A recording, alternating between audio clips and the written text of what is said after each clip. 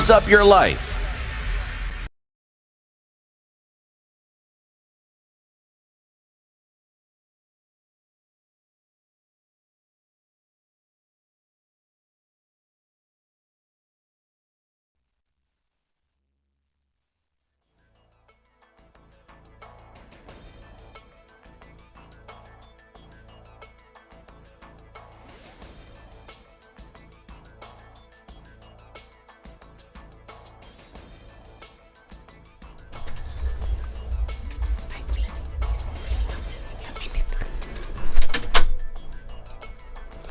Good morning, this is the News Wire. I'm Lea Ubaga.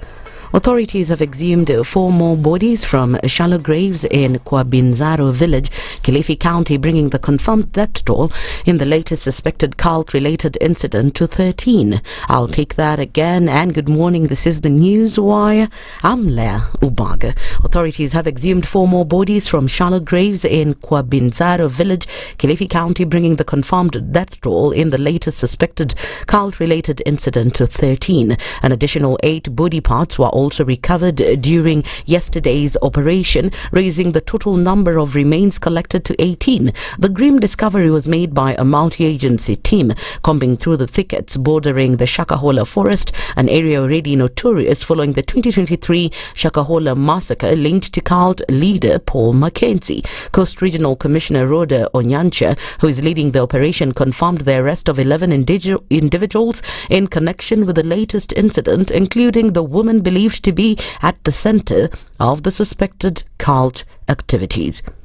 Shah continues to raise concerns after it was discovered that several hospitals received higher than normal payments. Among the hospitals is Ladnan Esili Hospital, which is allegedly owned by the current Shah chairman Abdi Mohammed and reportedly received more than 200 million Kenya shillings. The situation raises questions about the transparency and accountability of Shah, with Health Cabinet Secretary Aidan Duale terming the allegations as false. The facilities you found circulating in the social media are facilities that the majority of them were closed on the month of May. And you can check with the website of the regulator. You can check with the DHA. They were closed. Some were suspended. Some were downgraded. Mainly in number of counties. Mandera County, Homa Bay County, Kisii County, Wajir County, Nairobi County, among many others. If you check my previous press statement, you'll find. So what the Kenyans media are telling us, you are telling us information that already we have. Duale's statement comes at a time when payments to various hospitals are now not publicly traceable after Shah Payments website was temporarily closed. The striking lecturers of Moi University in Eldoret, Uasin Gishu County, won't return to class today after they rejected an offer by the university's council, terming it too little. University's Academic Staff Union Eldoret Branch Secretary General Busolo Wekesa said they've been negotiating with their employers since Thursday last week, but their members have rejected the offer until all of their demands are met. So we have gathered here today so that members can deliberate in our physical meeting and make a decision on the way forward. But so far our engagement on the online, because we have engaged online since Friday with our membership, our members have pointed out that it is too little, too far, and therefore they will not accept what has been offered until the moment when the employer makes something that is concrete and something that honors the return to work formula that we signed with the employer. Uasin Moi University Branch Chairman Richard Kero said while they have been working tirelessly, sacrificing their time to recover the syllabus after the past strike, the university has failed them. Wanafunzi wetu wa Moi, hata kama tulikosa shule kwa siku 97, we have recovered totally. Wote walimaliza ndio wakaenda nyumbani. We sacrificed our holiday, meaning we shall mark and do everything. Atulali usiku such that we cover up. Hiyo ilikuwa moja of the agreements. The university was also to do the other part. It's unfortunate that for us we did our part 100%. The university has done nothing, as the chapter secretary has explained. Things have worsened because we are still in CRB. No loan has been paid. The money that we had been deducted is still there. This year it is even worse. People are going home without pension. That's the News Wire. I'm Lea Ubaga.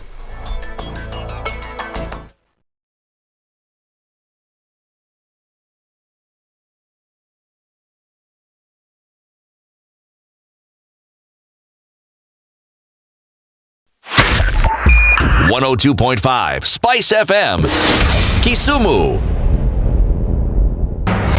The following takes place from 6 a.m. to 10 a.m. every weekday on Spice FM.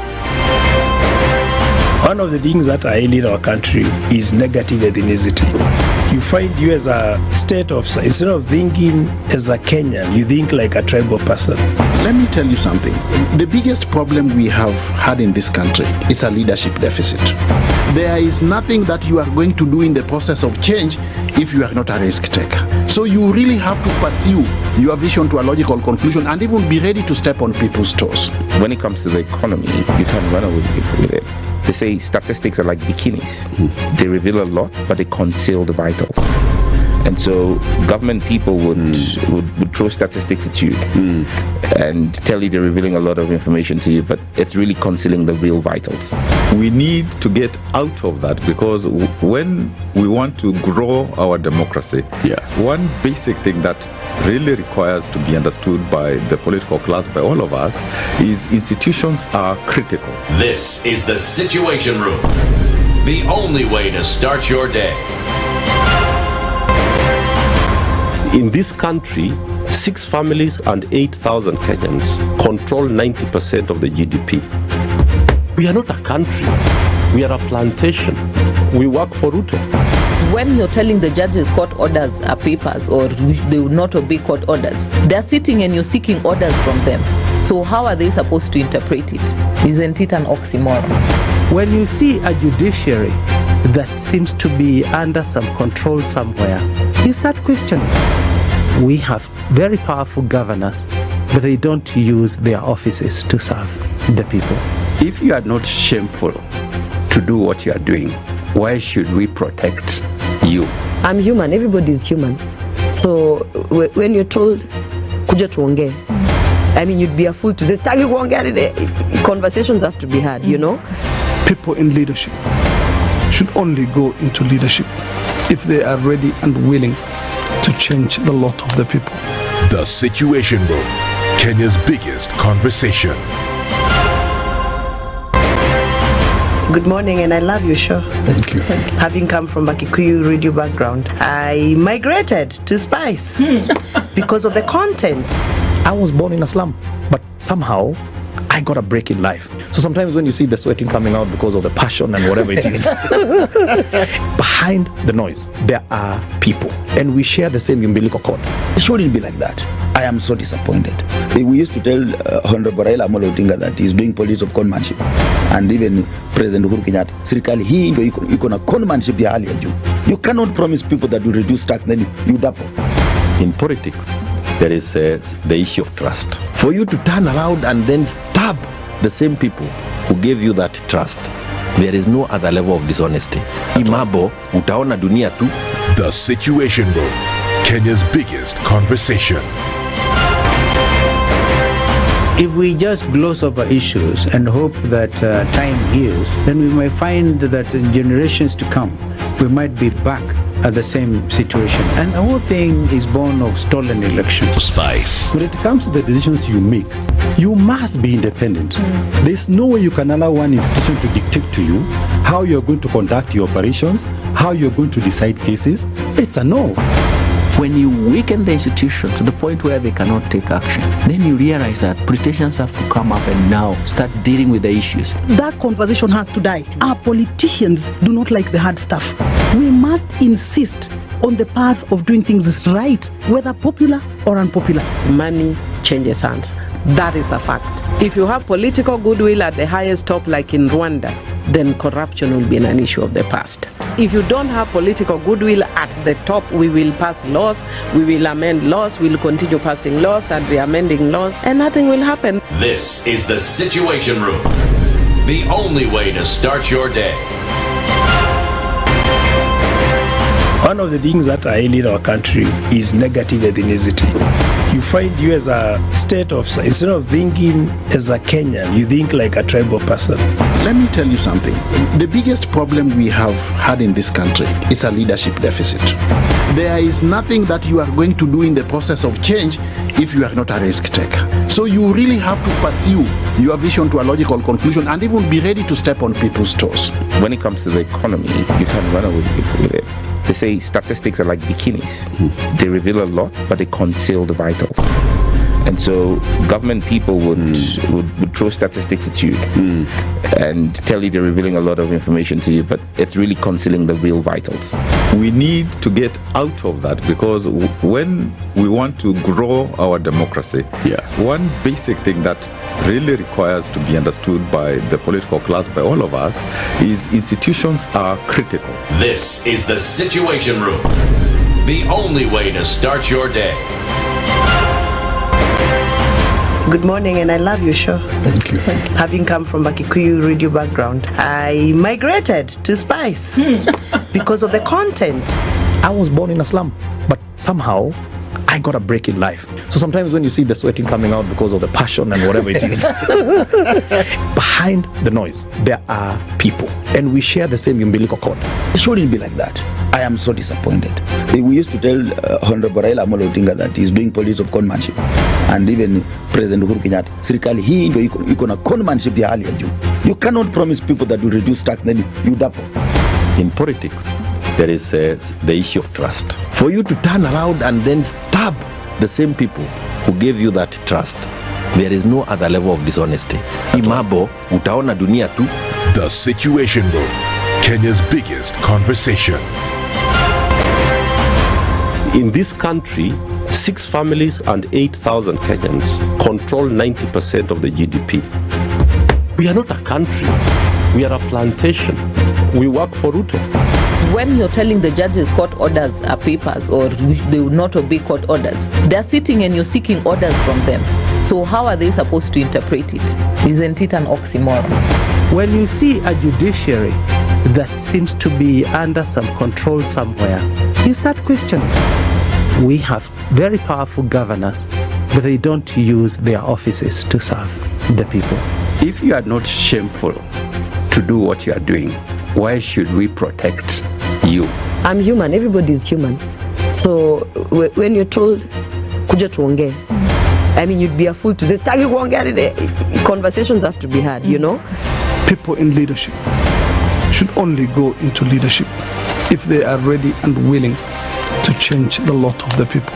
The Situation Room, Kenya's biggest conversation. If we just gloss over issues and hope that time heals, then we might find that in generations to come, we might be back at the same situation. And the whole thing is born of stolen elections. Spice. When it comes to the decisions you make, you must be independent. There's no way you can allow one institution to dictate to you how you're going to conduct your operations, how you're going to decide cases. It's a no. When you weaken the institution to the point where they cannot take action, then you realize that politicians have to come up and now start dealing with the issues. That conversation has to die. Our politicians do not like the hard stuff. We must insist on the path of doing things right, whether popular or unpopular. Money changes hands. That is a fact. If you have political goodwill at the highest top, like in Rwanda, then corruption will be an issue of the past. If you don't have political goodwill at the top, we will pass laws, we will amend laws, we will continue passing laws and re-amending laws, and nothing will happen. This is the Situation Room, the only way to start your day. One of the things that are ailing our country is negative ethnicity. You find you as a state officer, instead of thinking as a Kenyan, you think like a tribal person. Let me tell you something. The biggest problem we have had in this country is a leadership deficit. There is nothing that you are going to do in the process of change if you are not a risk taker. So you really have to pursue your vision to a logical conclusion and even be ready to step on people's toes. When it comes to the economy, you can run away with it. They say statistics are like bikinis. They reveal a lot, but they conceal the vitals. And so government people would throw statistics at you and tell you they're revealing a lot of information to you, but it's really concealing the real vitals. We need to get out of that, because when we want to grow our democracy, one basic thing that really requires to be understood by the political class, by all of us, is institutions are critical. This is the Situation Room, the only way to start your day. Mature, intelligent talk every morning. Spice up yourself.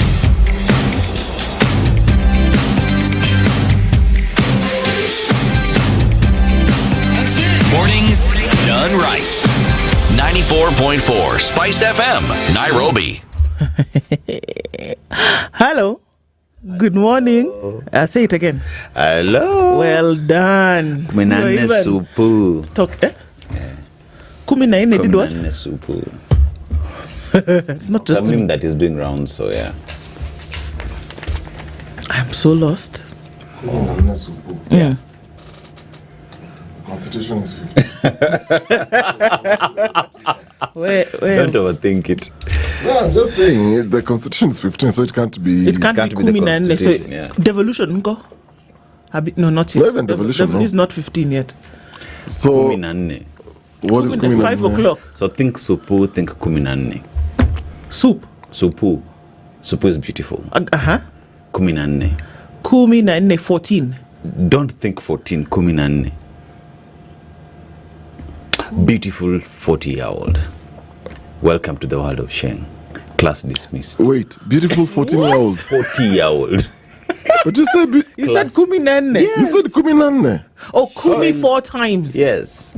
Even me, I can speak Sheng. So, Kuminane. Welcome to the world of Sheng. Class dismissed. Nah, that's not even Sheng. Kuminane supu. Hello. So a 40-year-old like a cougar. Abi, what are you saying? Welcome to this world. That's what you people are wanting nowadays, Abi. Kuminane supu. What did I miss? What's going on? I have no idea, but you see, let me tell you something. Have you taken your medicine? When these things start, you just roll with it, man, and you pretend like you know exactly what they're talking about. Don't I look like I'm inside the story? Kuminane supu. Okay. I was thinking you're the one who's being addressed here, and I think you are. I don't understand. You see the way like anti-Oharia and whatnot. So the new way of talking to them, perhaps with confusing people, is Kuminane supu. Okay, so let me understand. You guys now. So the thing is, the trend is that. Okay, I don't even know. Older women is the new blue. Kuminane supu. Hello. Along the low. You and I feel old, eh? I'm telling you, I don't even know what what's going on. Yeah. You know, it's like you find yourself in places in this country. Who finds themselves in places? You know. No way. You can really find yourself in Mumbai, man. Continue. There are places in this country to find yourself. They wanna kuchorea. They plan how they're going to rob you. Okay, kuchorea is drawing, so don't translate it directly. Yeah. Kuchorea. I'm planning. Drawing like an artist, look at a paintbrush. But now planning in kuchorea ni Sheng. So planning na kuchorea. Yeah. I'm planning something. You know, like, but if you take it directly, it means we're on a drawing board. Like you're an artist, and we're drawing the plan. The plan. Oh, right. Yes. Wait. I swear I can be sold and they be given change on my head. Yeah. So where I was born and raised, people will actually do that, and they will rob you, and you're standing next to them, and you will not know they're talking about you. They have sold your shoes, they have sold your watch, they have taken your ring, your earrings, and you're standing next to them. And they will negotiate. Okay, you take this one. How much do you think it will cost? And I'm there. But in Sheng, and you're there, and you will not even know a thing. And they're talking about you. Almost strong thing. How are you guys doing this morning? Kumina? Kumi bilas? Where do supu kumina? Kumi bilas. Kuminane supu. Oh, see, kumi bilas supu. Kumi bila supu. Okay, I've just changed the whole thing. That can actually also mean something if you are like that. You guys are well? Yes. Good morning. Good morning. Dennis Okari, good morning. Since yesterday. Great to be alive. Abi? Yes. Okay. Yes. Good to be alive. Welcome. We missed you. I missed you.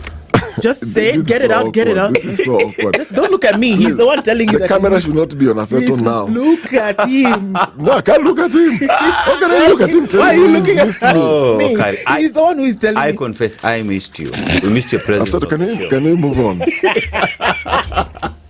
I can't look at him telling me that. After saying supu kuminanne. What's going on? Jacket. It's hot, man. It's so hot here now.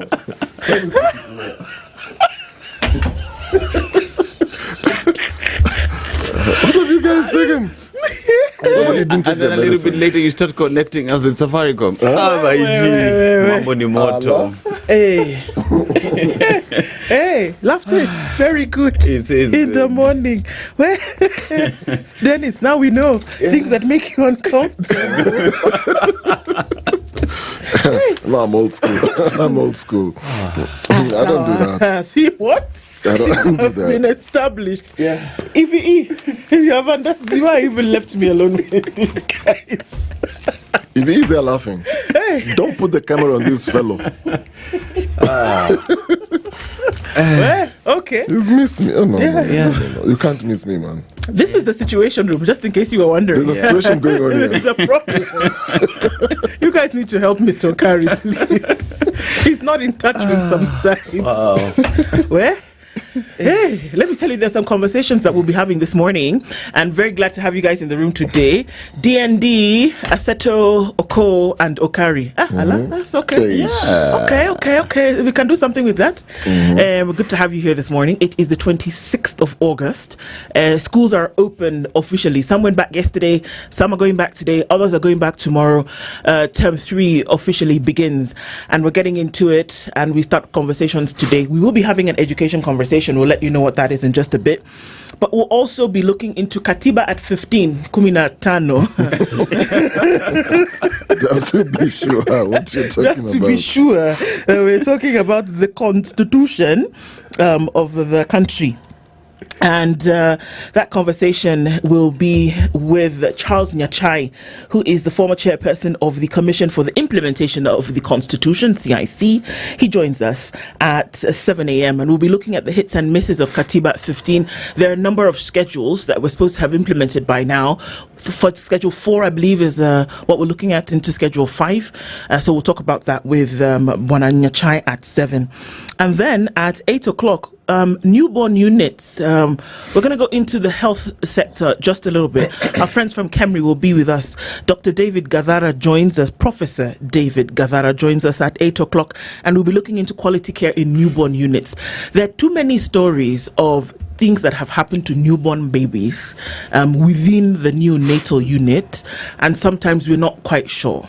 So what is optimum quality care, and what should you look for?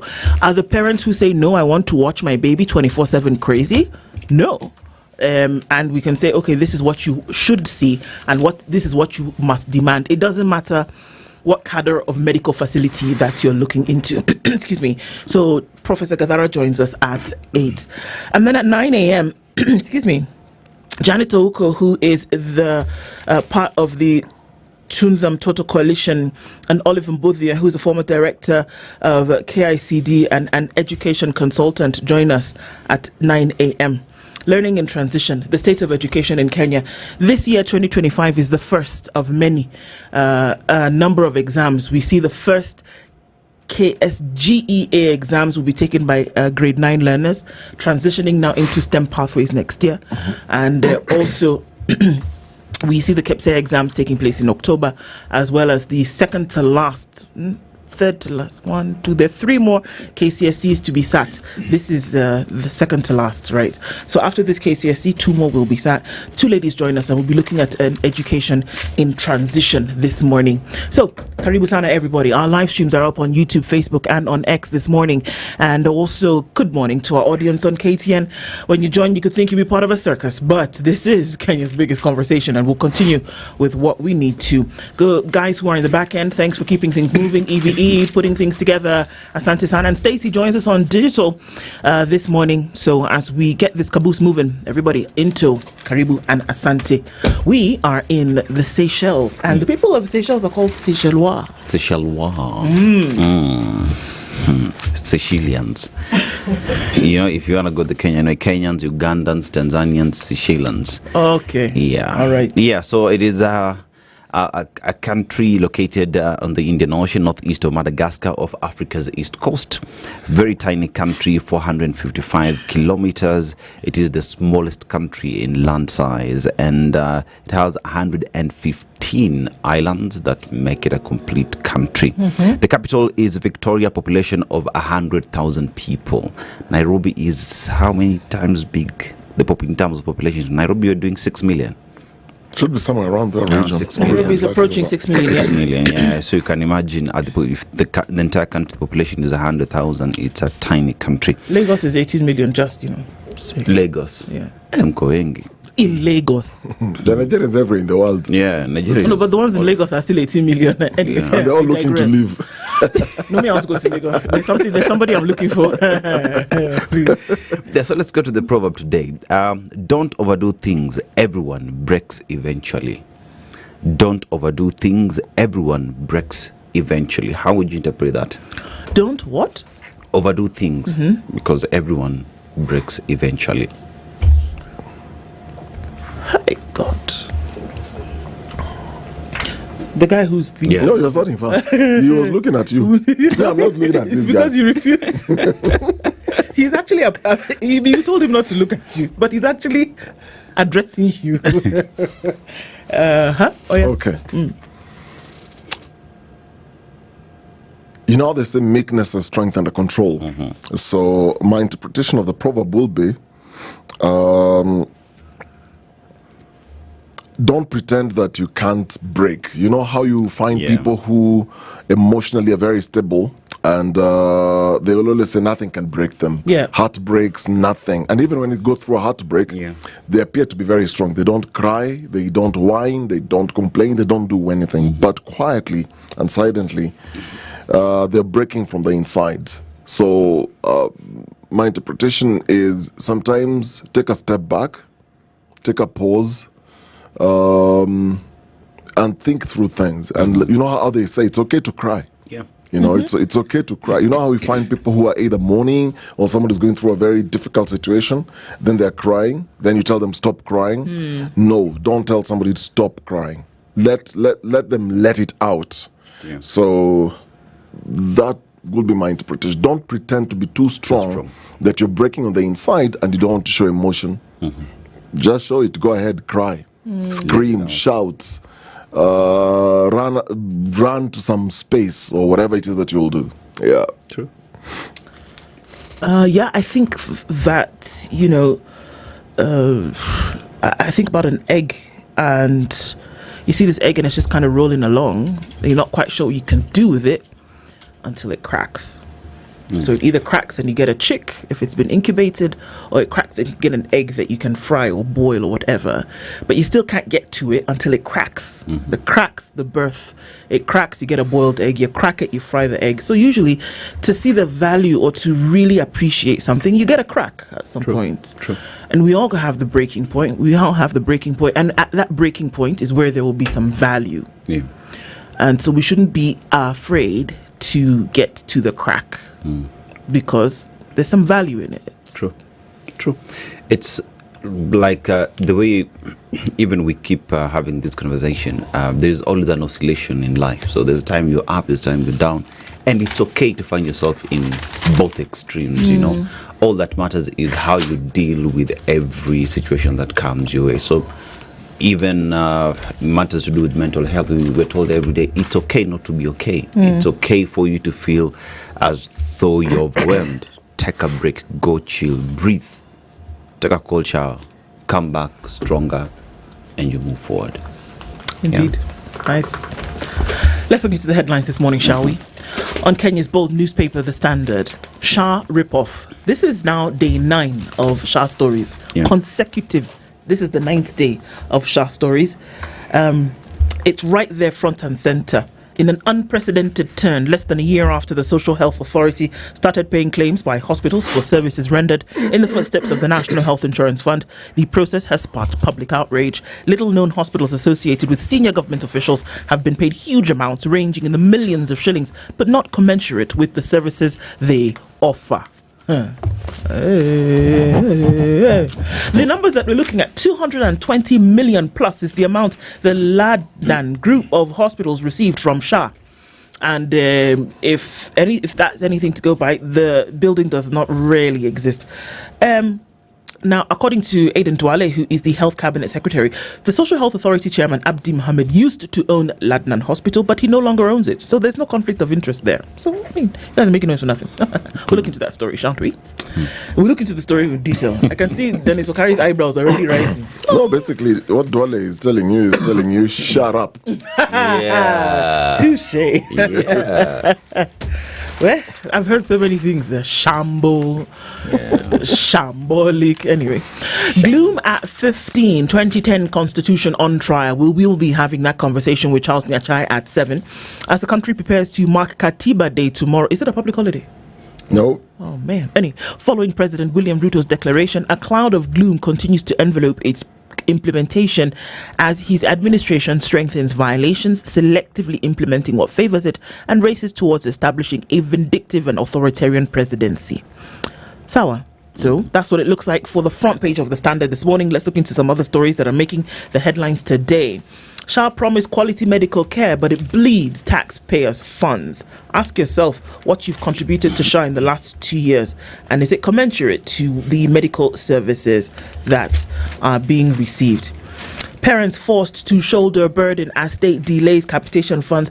I woke up this morning with the joy of the Lord in my heart.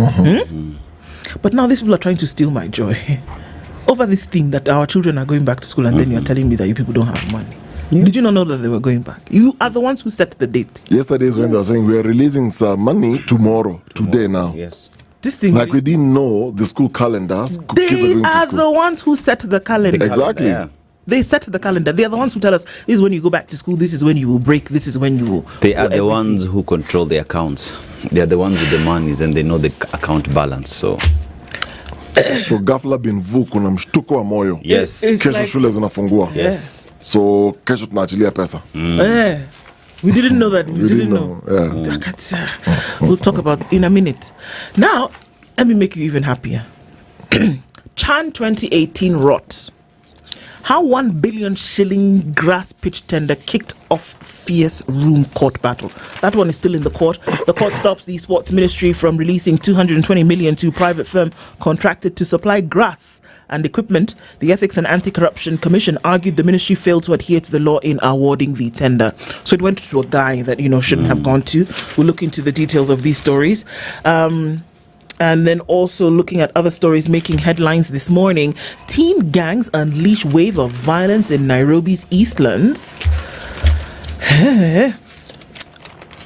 Kenya Kwanzaa's dangerous dance with the law and power and impunity. As looking at Constitution at 15. Again, part of the conversation that we will have at 7 o'clock. Badi defends Ruto's economic record and says life is cheaper than in 2022. John Badi.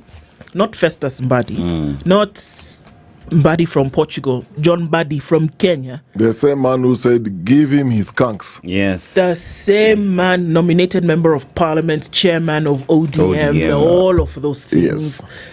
Saying now, the economy is doing good. Under Ruto, it has never been better. Yeah. Life is great. No, economy yake iko sawa. Kabisa. Yeah, that's what he's trying to say. Yake iko sawa. So maybe he's right.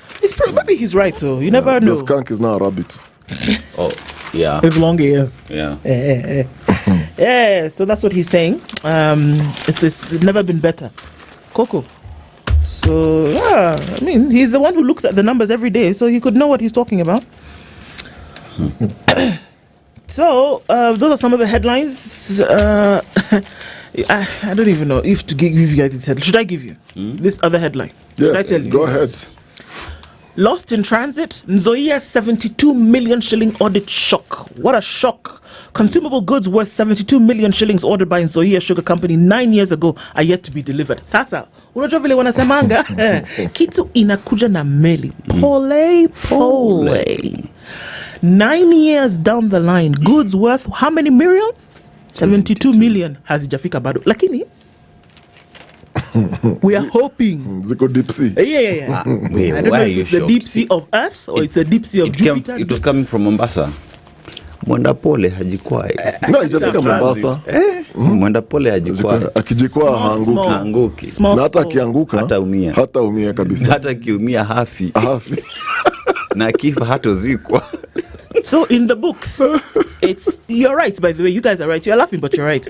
Because according to Okari's friend, the Auditor General, the goods are listed as in transit. So you know what in transit means? So like now when you're taking a flight, you're going to connect, you go Nairobi, Addis, London. You were in transit. It's on the way.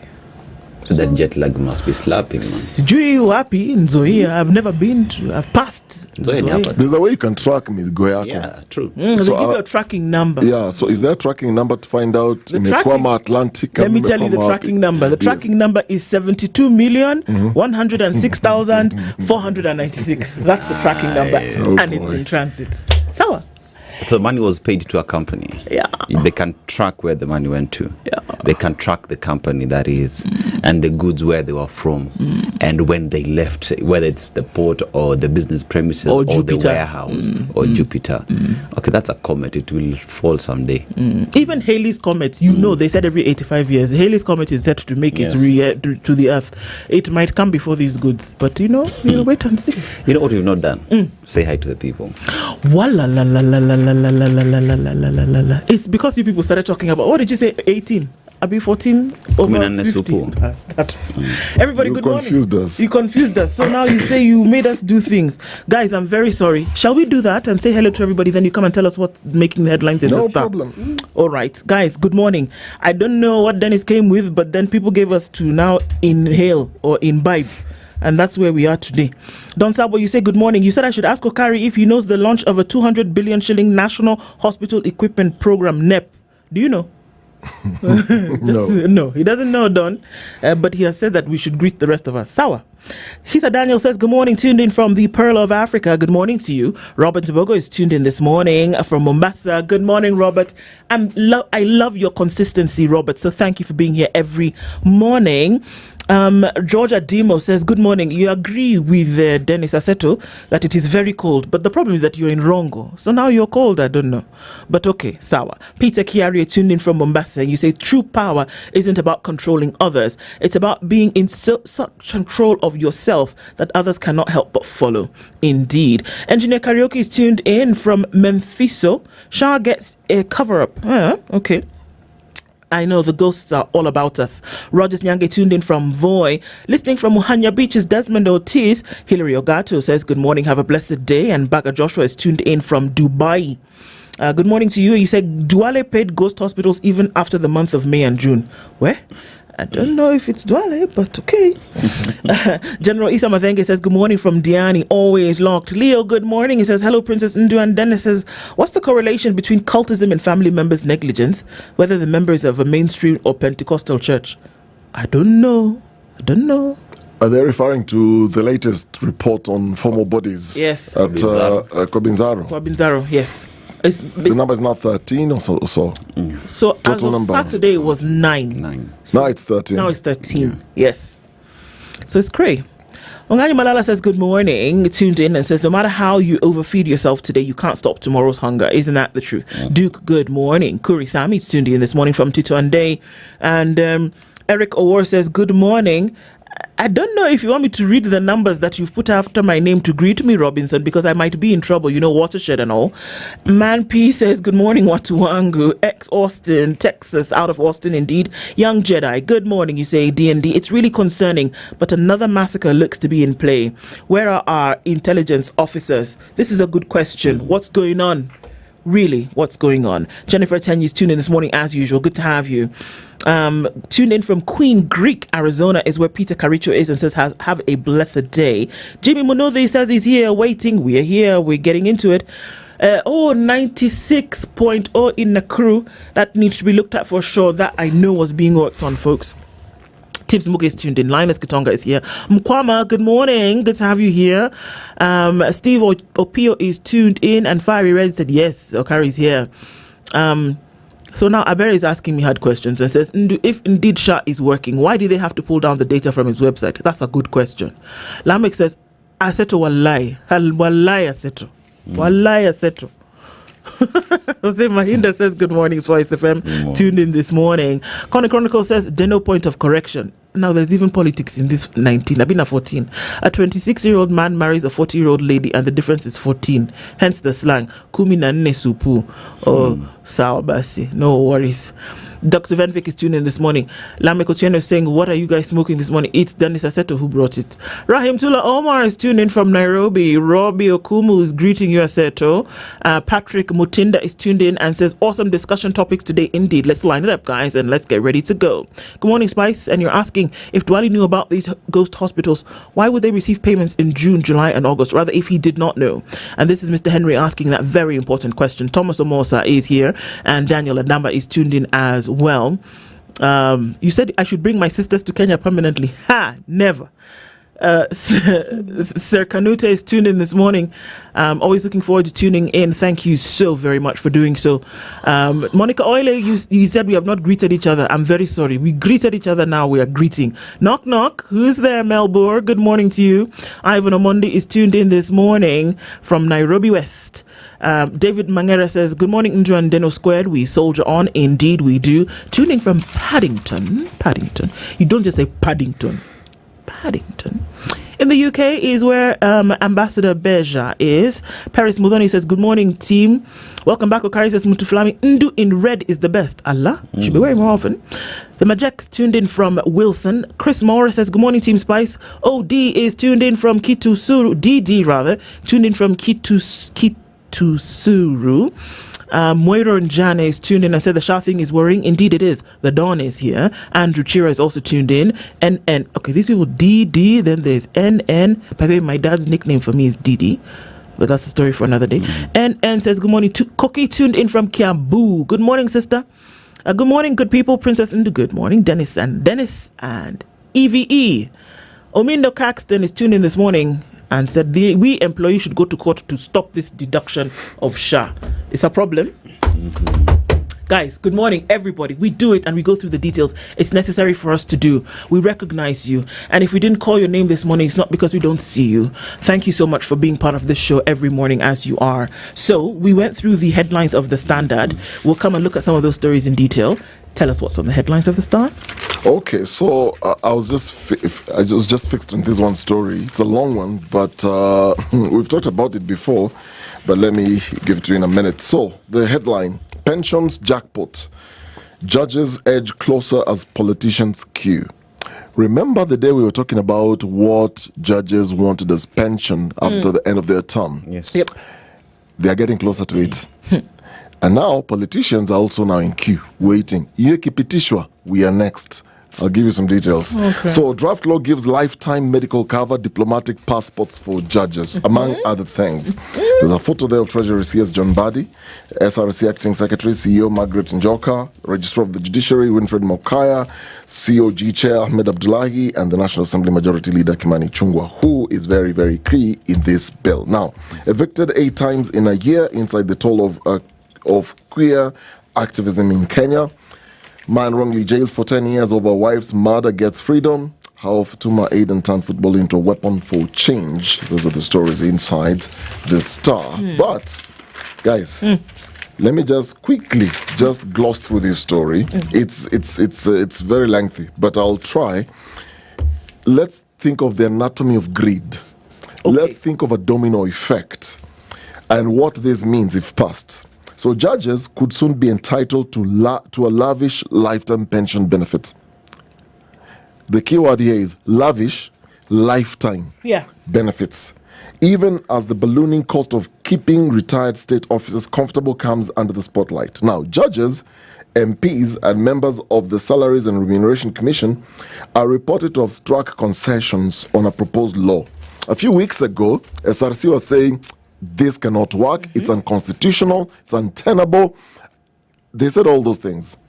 Now they have reached a concession. It's not untenable anymore. No, it's not. It's not even unconstitutional anymore. Okay. So this proposed law will then guarantee senior judicial officers hefty retirement packs.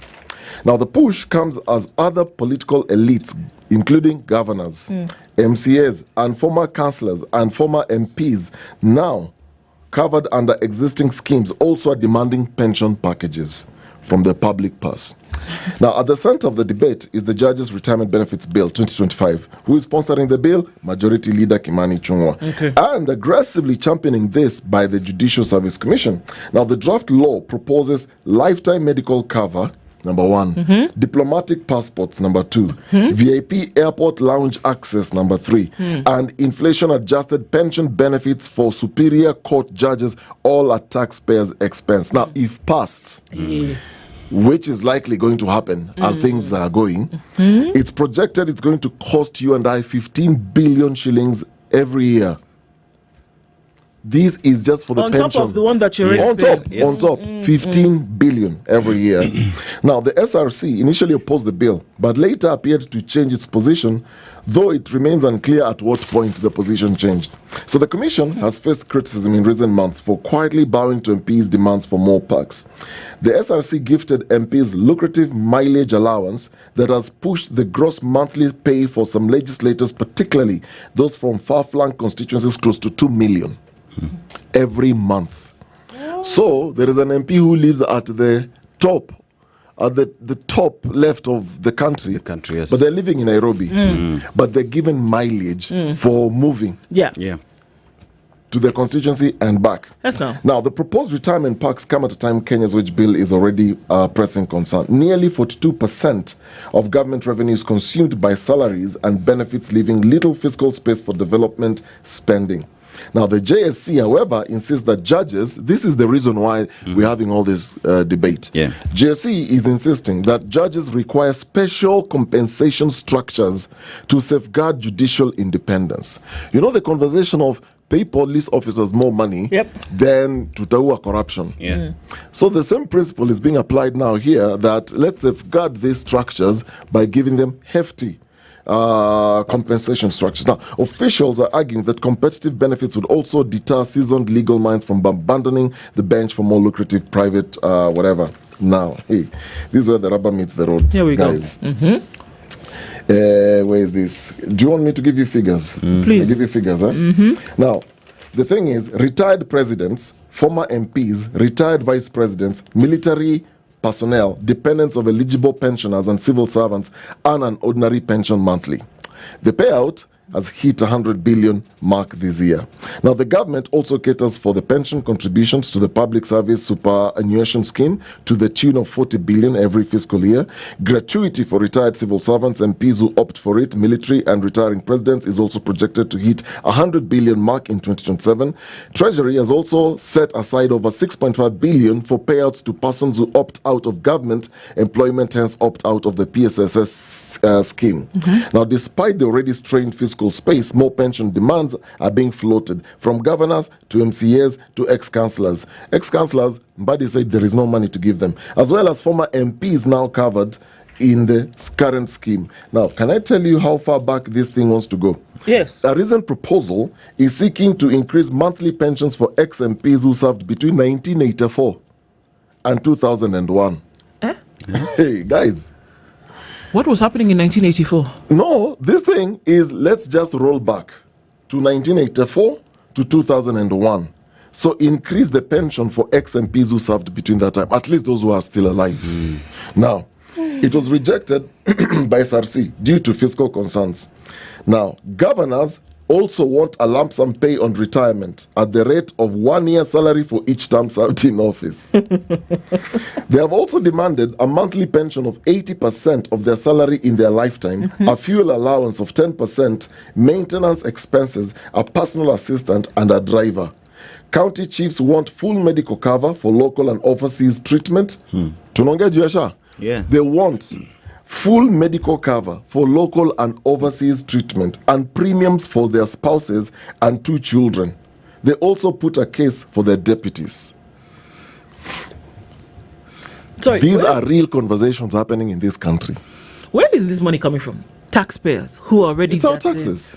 People are already... The camel's back is already broken. The donkey is not able to go a lot longer.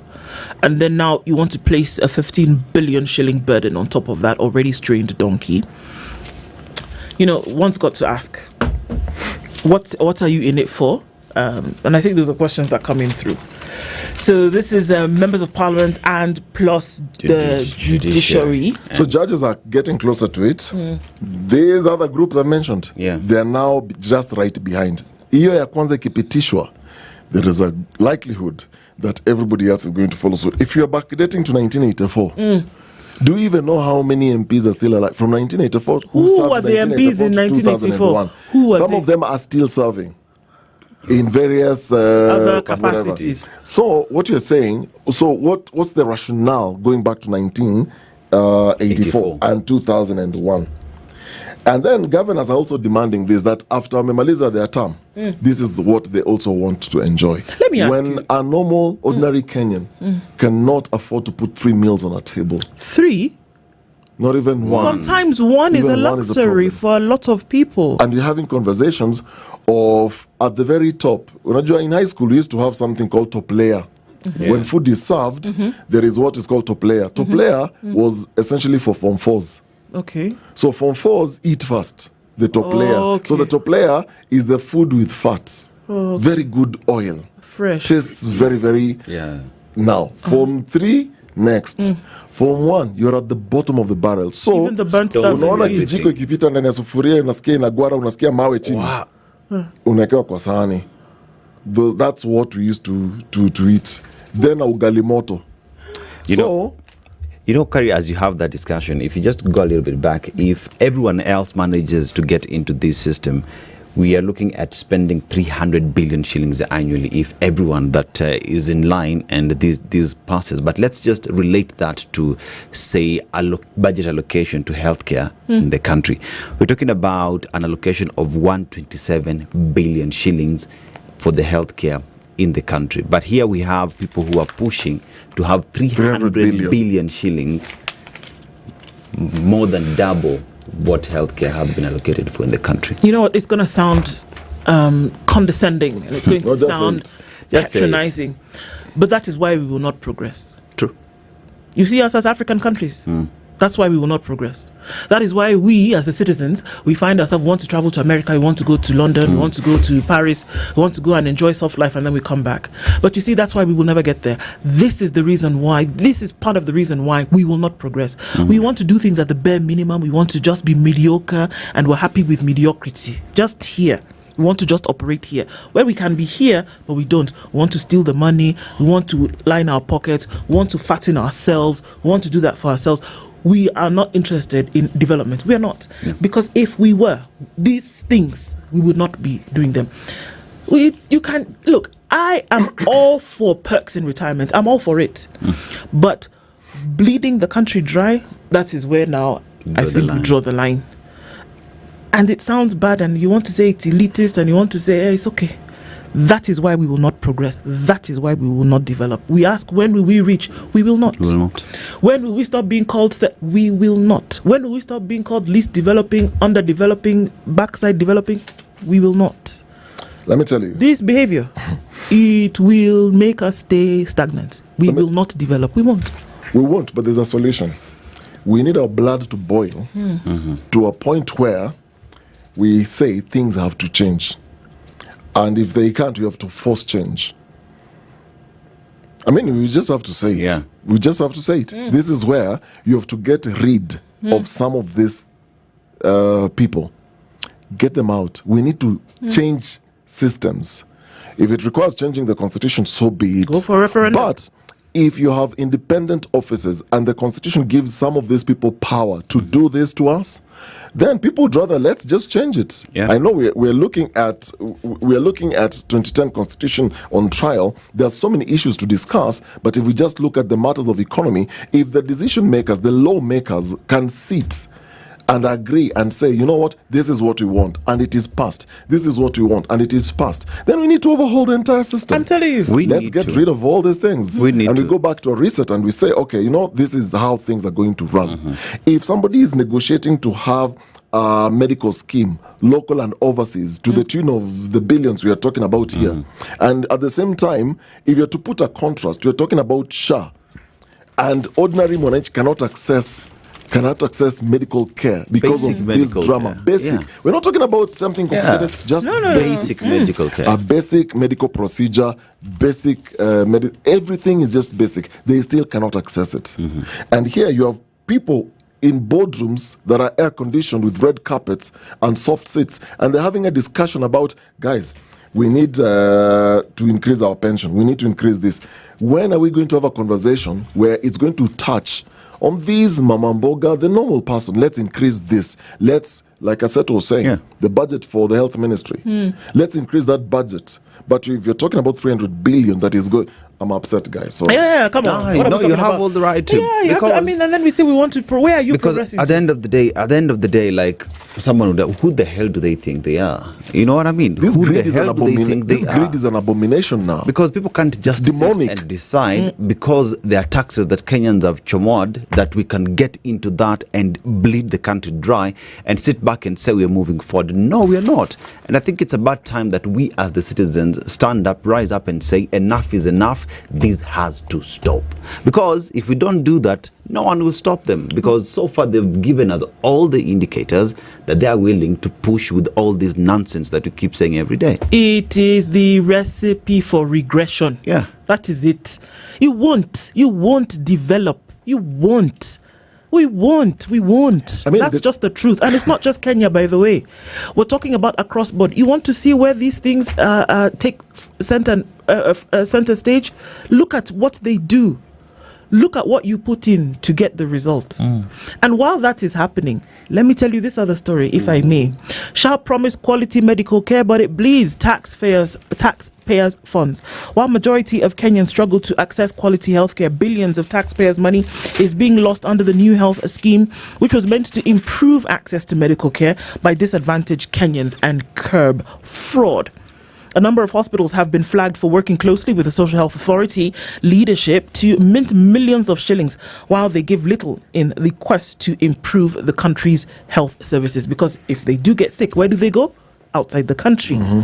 Claims payments have continued to spark public outrage as questions now emerge on expenditure of taxpayers' funds at the authority, which has promised to weed out grafters witnessed under the defunct National Health Insurance Fund. The same thing that we see happening around SHA now, allegedly, is the same reason why they wanted to get rid of NHIF. Go figure.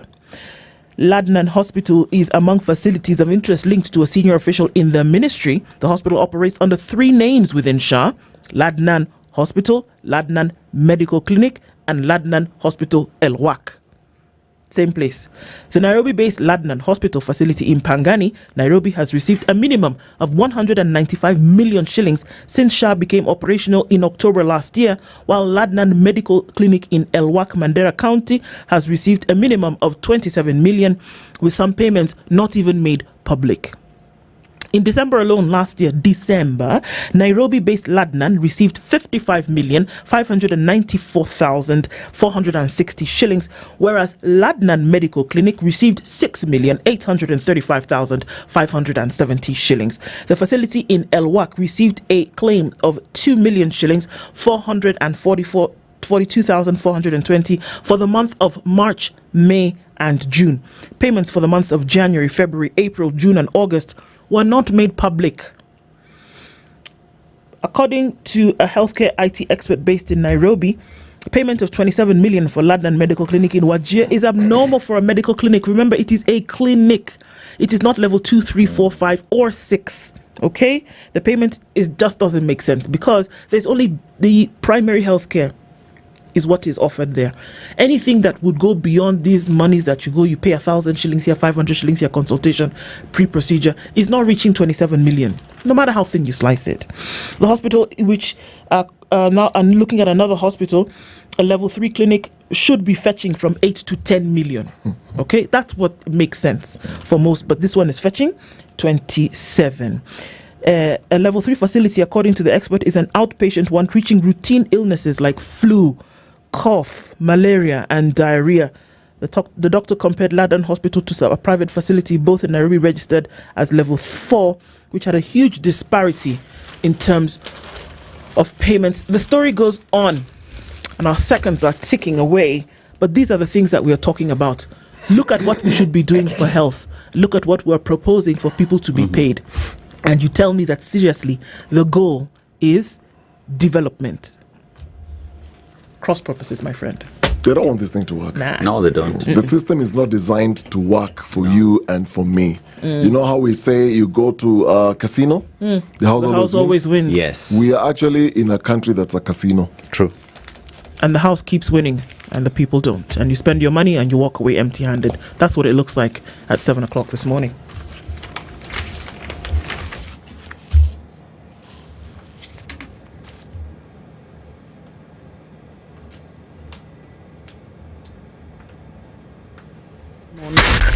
SpiceFM, Nakuru. Good morning. This is the News Wire. I'm Lau Obaga. Authorities have exhumed 4 more bodies from shallow graves, and also I'll be bringing to you more details on that. Now, moving on is thousands of learners across the country returned to school this week for the 3rd and final term of the academic year, even as a deepening funding crisis threatens to disrupt operations in public institutions. The 9-week term, the shortest in the school calendar and one that culminates in national examinations, has begun amid mounting anxiety among parents, school administrators and stakeholders in the education sector. Now, scenes of congestion were witnessed at major bus termini as students travelled back to their respective schools. Despite efforts by families to ensure learners resumed on time, the cloud of uncertainty hangs heavy following the government's delay in releasing essential capitation funds. The second term was prematurely cut short for many schools due to insufficient funding, and the same risk now threatens the current term. Learning remains paralysed at Moi University in Eldoret, Uasin Gishu County, after striking lecturers rejected an offer by the university's council, terming it too little. University's academic staff union Eldoret branch secretary general Busolo Wekesa said they've been negotiating with the employer since Thursday last week, but their members have rejected the offer until all of their demands are met.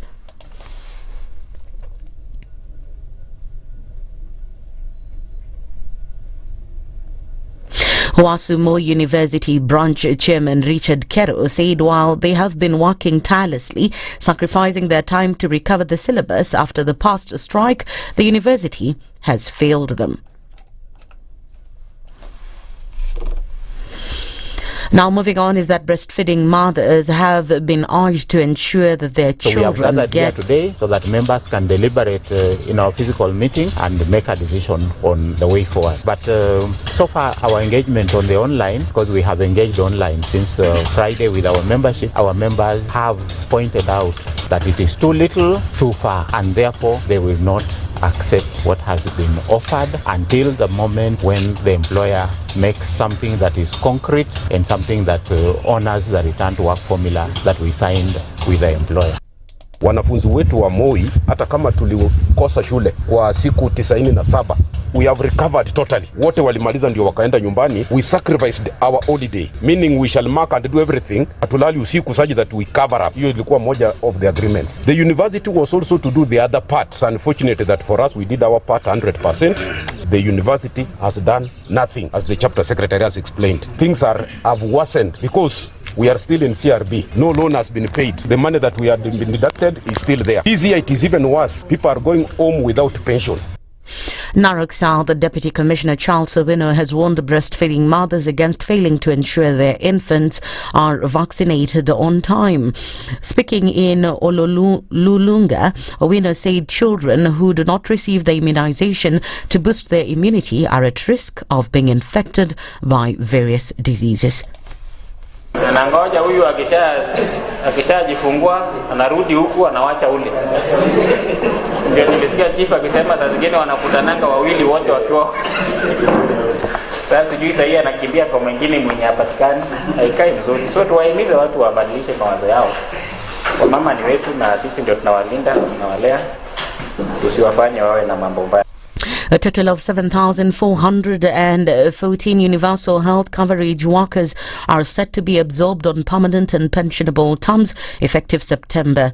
This follows a nationwide joint headcount exercise conducted by the State Department for Medical Services in collaboration with the Council of Governors. Health Cabinet Secretary Aidan Duale disclosed that in total 7,629 medics were verified. However, 215 individuals who failed to present themselves were subsequently identified as either ghost workers or unqualified, and their salaries stopped pending further investigations. He added that the remaining 7,414 staff will be categorized into two groups, namely those currently in active service and those with pending disciplinary issues. Just a reminder that our radio stations, that is SpiceFM, Radio Maisha and Berur, are bringing to you live the EPL marches on our airwaves. Be sure to be entertained by that. That's the News Wire. I'm Leah Ubaga. 87.9 Spice FM, Mombasa. Good morning, and I love your show. Thank you. Having come from a Kikuyu radio background, I migrated to Spice because of the content. I was born in a slum, but somehow I got a break in life. So sometimes when you see the sweating coming out because of the passion and whatever it is, behind the noise, there are people. And we share the same umbilical cord. It shouldn't be like that. I am so disappointed. We used to tell Honorable Raila Amolo Odinga that he's doing politics of conmanship. And even President Uhuru Kenyatta, serikali hii ndio iko na conmanship ya hali ya juu. You cannot promise people that you reduce tax, then you double. In politics, there is the issue of trust. For you to turn around and then stab the same people who gave you that trust, there is no other level of dishonesty. Imabo, utaona dunia tu. The Situation Room, Kenya's biggest conversation. One of the things that are ailing our country is negative ethnicity. You find you as a state officer, instead of thinking as a Kenyan, you think like a tribal person. Let me tell you something. The biggest problem we have had in this country is a leadership deficit. There is nothing that you are going to do in the process of change if you are not a risk taker. So you really have to pursue your vision to a logical conclusion and even be ready to step on people's toes.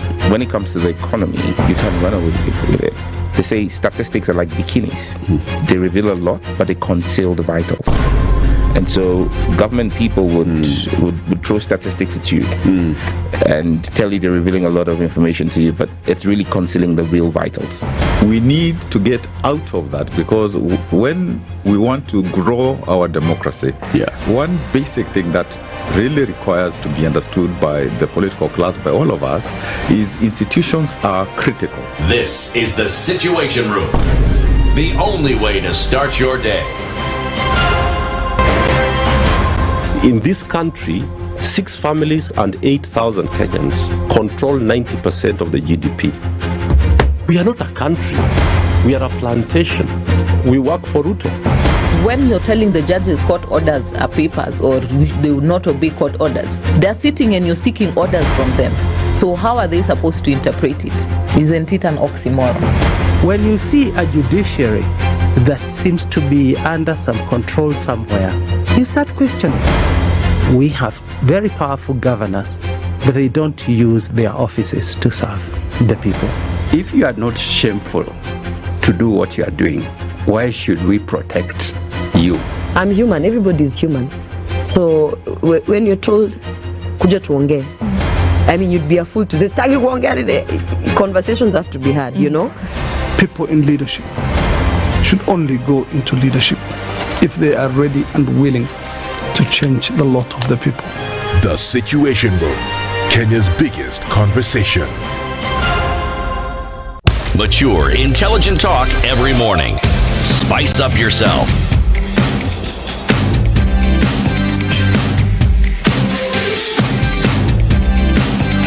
Mornings done right. 94.4 Spice FM, Nairobi. A very good morning at 9 minutes after 7 o'clock. This is the Situation Room. It is the 26th of August and we're getting into things proper this morning. Dennis and Dennis with you this morning as we get into it. And Safaricom is connecting those conversations, is it not? Yes, and you see Safaricom is out here promising is one thing. Speeds and reliability. When I talk about reliability, this is a fact that we've tested right here. Okari yesterday, when I was telling Okari that I miss him, how did I do it? I was connected by what? Safaricom Home Fiber, because when I you were was sending at the home. message. Exactly. All right. Oh my God. You see these messages of importance. Connectivity everywhere. Safaricom is allowing the bromance to thrive. Okay. So anyone out there who wants to have Aseto's experience, it's so easy. All you need to do is get yourself a Safaricom Home Fiber internet connection. And what are some of the things you're going to enjoy? Apart from the misments, well, you're going to enjoy double the speeds at 25% discount for any of the plans that you will choose. So you've got bronze, silver, gold, and diamond plans. Now, the welcome package comes with a free router and zero installation fee. Now, you've talked about reliability. I'll just connect reliability plus fast speeds, because if you are in the house, you want to stream movies, you want to work online, or you simply just enjoy high-speed web browsing, this is the deal for you. Now, all you need to do is dial *100# or visit my Safaricom app to get connected today. Now, who are these people who will enjoy all these benefits? This offer is only valid to new customers, and it runs up to the 31st of August. How many days to go? Today is 25 days to go. Yes. So you've got 5 days for you to get connected. Feels good to be home with Safaricom Home Fiber. Sawa, karibu sana. And even as we do, remember that Standard Chartered is asking you to focus. Let's face it, there's never a better time to take control of your financial future. So when we say now is your time for wealth, we're not just throwing around a tagline. We're talking about being deliberate with your money, your goals, and your legacy. Standard Chartered Priority Banking offers a comprehensive approach to managing your finances, meeting both your current lifestyle needs and your future aspirations. Whether you're thinking about starting a portfolio or streamlining your assets, the advice is personalized, it's strategic, and tailored to where you are in life. And I get it. When you've worked hard to build something, trust and security become everything. You want a partner who's not just competent but consistent, someone who protects what matters and helps you grow it. And that's what you get with Standard Chartered, a solid, trusted partner who understands wealth isn't just about money. It's about the people, values, and futures behind it. So today, email wealth.ke@sc.com and begin your journey, because your time is now. And speaking about time, we're right in the middle of it. It's 15 years of the new constitution. Tomorrow is Katiba Day. Essentially, and since the promulgation of the Constitution on the 10th, in 2010, in August 2010, it's been 15 years of trying to implement it. And we're coming into a conversation this morning with Charles Njeri, who's the former chair of the Commission of the Implementation of the Constitution, and he joins us this morning. Charles, good morning. Good morning. How are you doing? I'm well. Thank you very much for inviting me. It's always a pleasure to come to the Situation Room. Thank you for being here. And for me, it's always a great pleasure to discuss the Constitution of Kenya. Thanks for being here, and thanks for doing that, because we're going to get into that conversation this morning. But before we do, we would like you to interpret today's proverb. Dennis will tell you where that's from. So we are in Seychelles today. The people of Seychelles are called Seychellois. And we talk about a country that got its independence in 1976, to be exact, June 29th, from the Brits. And the economy is pretty much pushed by tourism, because it is an island country. Tourism is big, and fishing actually, but what they fish mostly is tuna fish. They also get into the business of offshore accounts and whatnot in in Seychelles. So next time, perhaps you want to go visit and just wind down. They have beautiful beaches down there. But let's go to the proverb today. Don't overdo things. Everyone breaks eventually. Don't overdo things. Everyone breaks eventually. How would you interpret that? That's a good one. The way I would my sort of instant reaction to interpreting that one is that we should at all times be alive to our limitations as human beings, and sometimes depending on the environment or the situation one is in, there could be a temptation to think that you are able to do it all, and you're able to almost carry the world on your shoulders. So I think basically, if I was to say it in Kiswahili, I think what I'd probably be saying is peleka dunia pole pole. Mambo ni mosmos. Mambo ni mosmos. Yes. Yeah, very well and aptly put, yes. Always remember to just take a chill pill, relax, and absolutely. Get back to it later. Absolutely, yeah. As we get into this conversation this morning, it's 15 years since the promulgation of the Constitution that took place, right, above Uhuru Park in August 2010. And it was after years of experts, of constitutional legal minds, of wananchi, of, folks coming together and saying this is the law that will rule the land, and said, okay, fine, let's put this document together. Well-known figures who are in positions of government today, others who continue to push for its implementation, and then said, okay, fine, the flag was hoisted above Uhuru Park and the new constitution was promulgated with a hope. And this was after a referendum. This was after referendums for shall we have a new constitution or shall we not? The referendum went the yes way and said it was necessary for us to have a new constitution, and then the process began. After that process, it went through back and forth, and that's when the whole Wajiko term came into, where Wajiko now was involved in making sure that a new law under which Kenya would be guided then came into existence. 15 years later, the first question, before we even go into schedules and all of that for the implementation, have we seen that effort, that cry for a new law, for a new supreme guidance has actually been followed 15 years later? Thank you. I think that's a good starting point. And thank you. Let me say this. To kick off, I think 15 years is a good time to have this conversation, to take a look at the 2010 Constitution and ask ourselves, as we gave ourselves this Constitution as a nation 15 years ago, what exactly is it that we hoped and expected to achieve or to realize, and where are we at relative to that? The reason I say 15 years is a good point to do this is that if you think about it, the people who will now be having this conversation, there are at least two distinct categories of people. I think some of the most learned input you're going to get is from people who say, around their late 20s, early 30s. And those are people who would have been in school at that time. We're talking 15 years ago.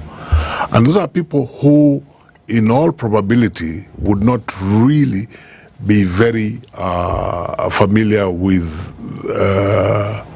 what it is the 2010 Constitution was replacing. And it's good because it means that they're simply saying that as a people, as a generation, this is how we want to be governed. This is how we want to relate to each other, and they will critique the 2010 Constitution from that perspective. Then there is the other group of people to which I would say I belong to, people who will be looking at what we call the former Constitution and judging the 2010 Constitution and what it has achieved or has not achieved against the former Constitution. I think the importance of identifying those two groups of people is that people like myself are probably going to be a little more lenient to ourselves.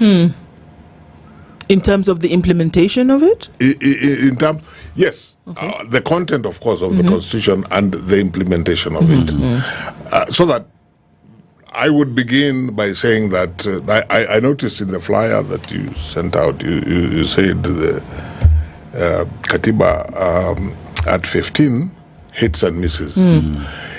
Now, for me, the greatest hit will be actually the very fact of having that Constitution, because we are all able, all those categories of people that I have said will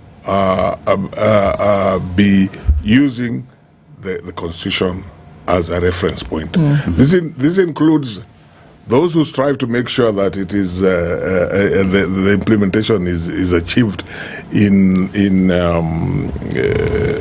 both in letter and spirit, and even those who probably are contributing to the non or lack of fidelity to the Constitution will be trying to justify by reference to the Constitution. They'll be saying, no, this is how we see the Constitution. We think this is what the Constitution is saying, and we think that we are complying with the Constitution. So the fact of its existence forces all of us to use it as a reference point.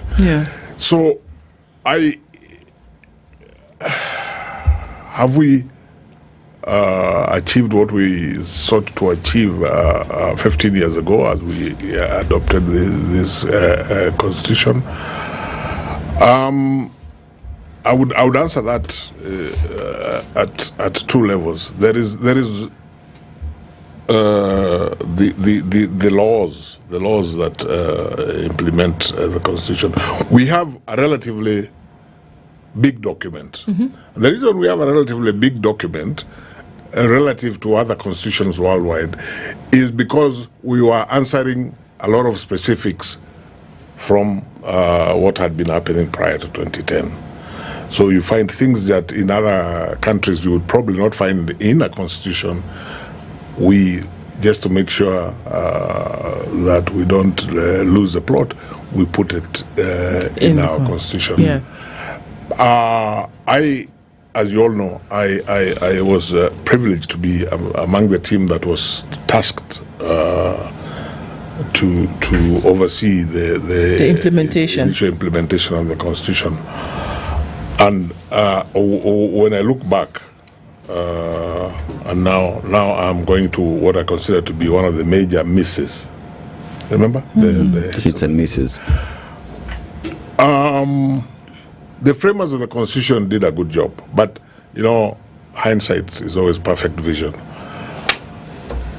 I think the what was not sufficiently addressed is how are we going to ensure that the implementation of the Constitution is sustained sufficiently long for this Constitution to more or less become a culture.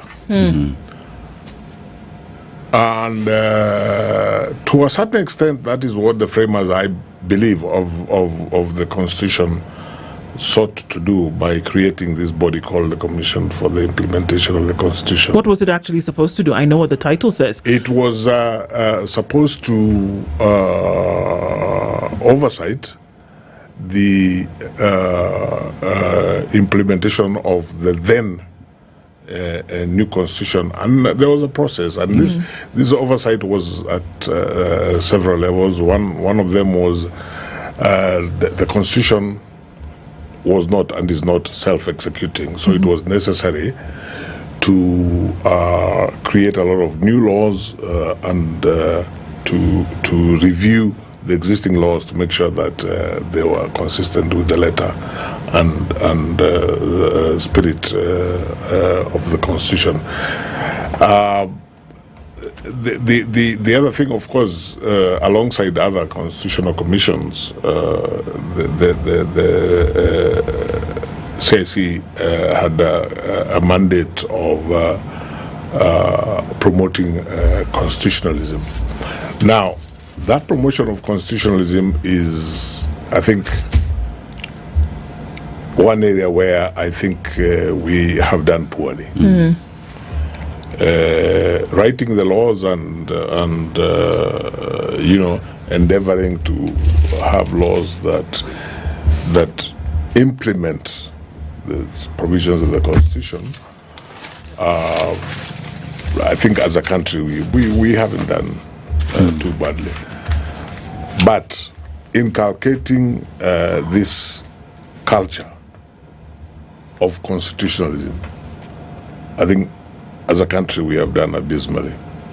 So as you talk about the implementation of the Constitution, I remember back in the days when we were coming together with matters to do with the devolution, ensuring the devolution takes charge, and other laws that were put in place, you find that over time there are other laws that have been passed by the legislature that in one way or the other have made the implementation of this Constitution to be difficult in terms of lowering the threshold the Constitution had put in place before. And one would say all that is so that people would get away with what it is they want, because you talk about the culture of the Constitution in Kenya, and one would say the Constitution is only given reference when there is a matter at stake, but it is not our daily life.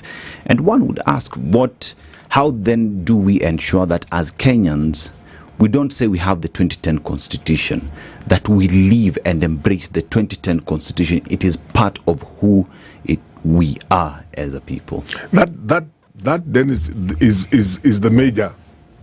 That's the major problem. Now you mentioned perhaps laws and other actions or omissions which have in that period made the achievement of what the Constitution sought to do difficult. When you think about it, this shouldn't surprise us. Why? Because this Constitution, relative to the former Constitution, and relative to how we formerly lived as a nation, this Constitution is very radical, transformative, and therefore people are going to resist it, especially not so much the people of Kenya, because the people of Kenya were responding to the experience they had, which is what propelled them to give themselves a new constitution. But those who had the responsibility to govern, whether you're talking then of the executive, whether you're talking of parliament, all of them.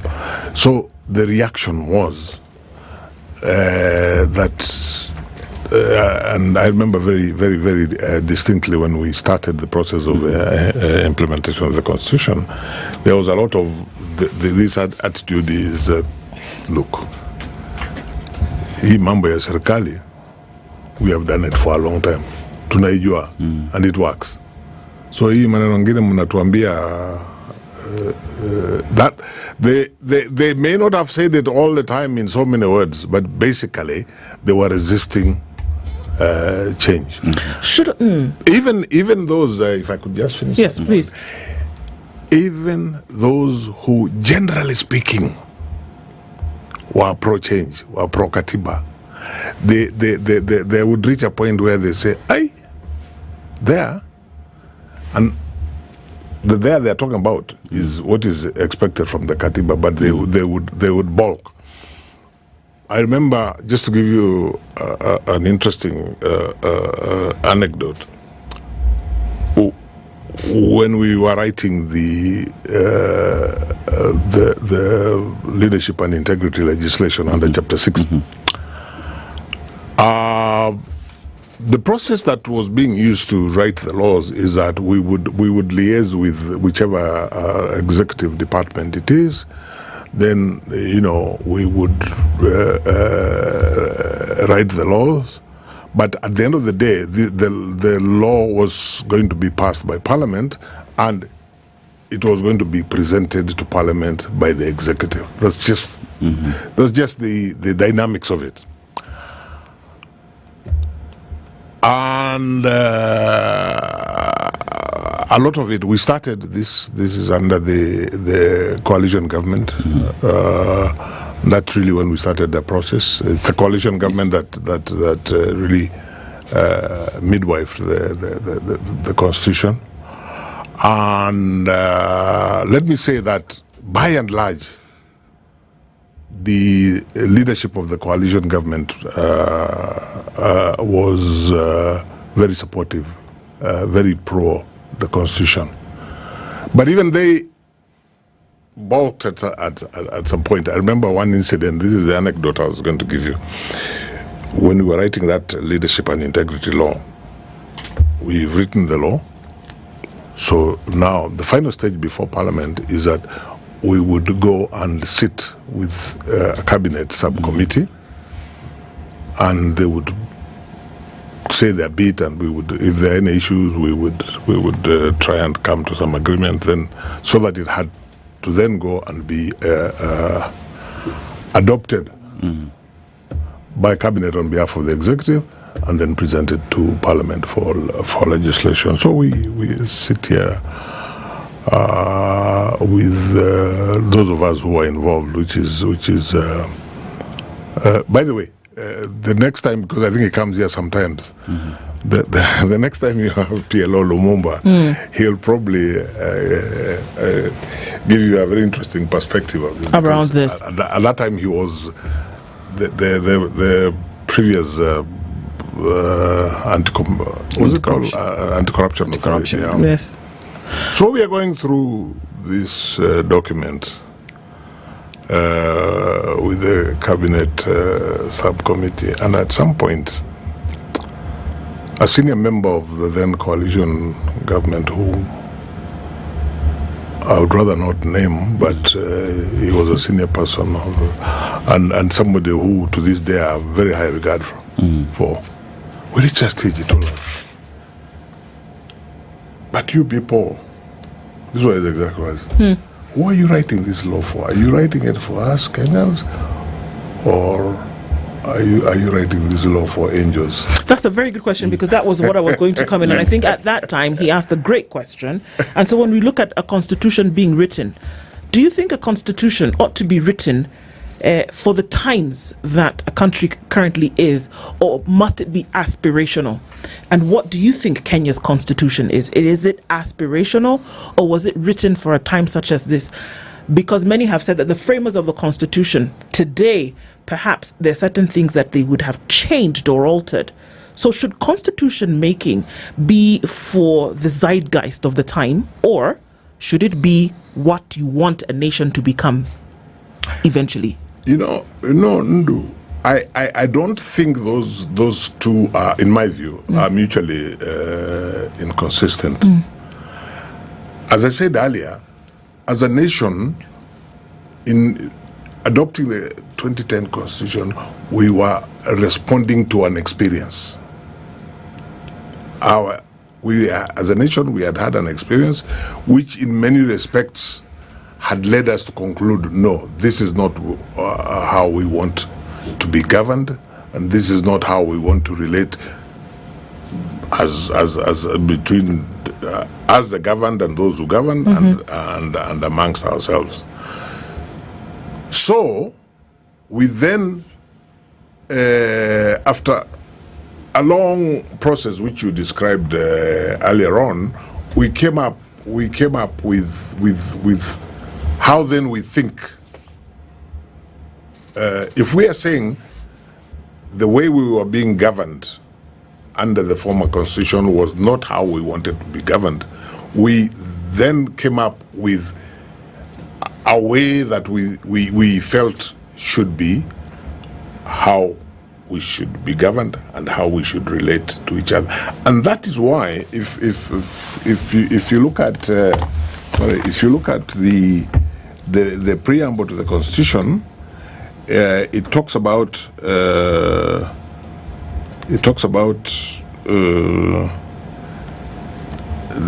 proud of our ethnic, cultural, and religious diversity, and determined to live in peace and unity as one indivisible sovereign nation.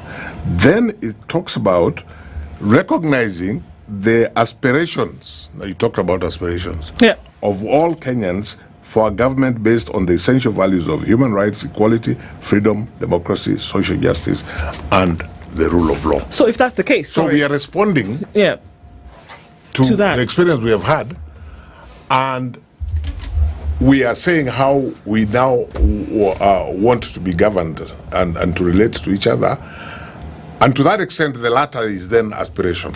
So then what responsibility then is borne by those who govern? Because this constitution is for those who are governed and those who govern. Yes. That the constitution, its making and its implementation doesn't give you a choice as to whether you're going to go by it or not. That you're bound by it. It's not a suggestion. Absolutely. Yes, so you're bound by it, whether you govern or you are governed. Absolutely. And that was my question. Yes. That because of a law that binds you as somebody who is in a position of leadership or somebody who is a citizen, it binds you, so you don't have a choice. Now, at the time that it was being framed, and in the times where schedules of it then have been implemented, we're still out on some of them. Those who govern, do we see that this constitution has become a suggestion? Because look at it, the things that you've read in the preamble to the Constitution, we have too many an example today of those things that are flouted overtly. And we have many jurisdictions as example around the world whereby the Constitution is sacrosanct, that you do not play around with certain things. So why have it if you're not going to follow it? You can't choose. You can't cherry pick and say, well, on Tuesday I will follow this part of the Constitution. No. And on Wednesday, I'll do another part, or on Saturday I'll just chuck the whole thing out of the window. No. And that is why, as I said at the beginning, that is why it is right that we should have this conversation now. Look back at these 15 years. Go right back to when the Constitution was being discussed, negotiated, and written, and then look at the 15 years from the date of promulgation. And I think that if we have an honest conversation, there is every likelihood that there are parts of this Constitution where, as a nation, we may arrive at the conclusion that the aspiration, going back to the aspect that is aspiration, what we put in this Constitution as far as aspiration is concerned, there are things that we are likely to say no. Here, we aimed too high. Here, this was not going to work. But I think there are more situations where we are going to say that the aspiration was correct and is still correct, but we have fallen short. We here means, to a large extent, you've talked about those who govern. But I hold the view, which is not always popular, that even those of us who are governed contribute in a significant extent to the constitution falling short. It's a bit of a chicken and egg situation, because you find that people who are very, very enthusiastic about the constitution 15 years ago, today, in good faith, that enthusiasm has gone down, because they have looked and said, this, maybe they have looked at those who govern and say, no, this is not what we thought. This is not what we thought. I have a question. My question is with regards to an earlier statement that you made, and you're looking at the formation then of this constitution was based on where we had come from and the experience that we had, and we all know the experience of 2007, 2008 and everything else that happened before, and then going back, drawing back from historical injustices and a lot of other issues that needed to be changed in terms of governance and how people then relate with those in government. But there are a number of things I want to highlight. But first, the statement from that senior person who said that, "Are you writing this for angels?" I'm curious to find out why was that question asked, first of all, because it's going to lead me to now my next question. Why did that individual ask, "Why are you writing this for us or for angels?" What was the thinking around the question? Okay, my understanding. Yes. My understanding. And as I say, I want to emphasize, and I hope that I don't overemphasize it to the extent where you now begin to identify who. but my understanding, I want to emphasize that this is somebody who, without a doubt, is generally pro the Constitution. Yes. But felt that in that instance, we were perhaps being too idealistic. And in my view, this is informed again by where we are coming from, because the person is looking at, okay, we want to really, in general terms, we this animal called corruption, we want to do away with it. But it's like the person was asking, in wanting to do away with it, do we really have to go to that extent, or can we? And in the end, of course, the legislation was watered down, and I hold the view that that has contributed significantly to slowing down the fight against corruption, which chapter 6, which is a very short chapter in this constitution, but what it was responding to. I'll just give it as an example. Yeah. So, which leads me to my next question. I mean, I think we all agree. You said our document is bulky compared to other nations. Yes. And in no simpler terms, it's normally say that it's a very progressive constitution globally. Yes. But there are several areas that have been highlighted before, and I just want to quickly highlight some of these areas, or partially just highlight some of these areas where it almost feels we're talking about hits and misses, but then there is also gaps. For example, because you're talking about corruption, one of the things that constantly we battle with on this show every morning when you're looking at the headlines is the issue of corruption. And the issue of corruption is not just at the executive level in terms of national government, but it goes all the way to the counties, to the extent that every time you look at the auditor's reports, you get overwhelmed by the numbers. You get lost in the numbers because it is so deep.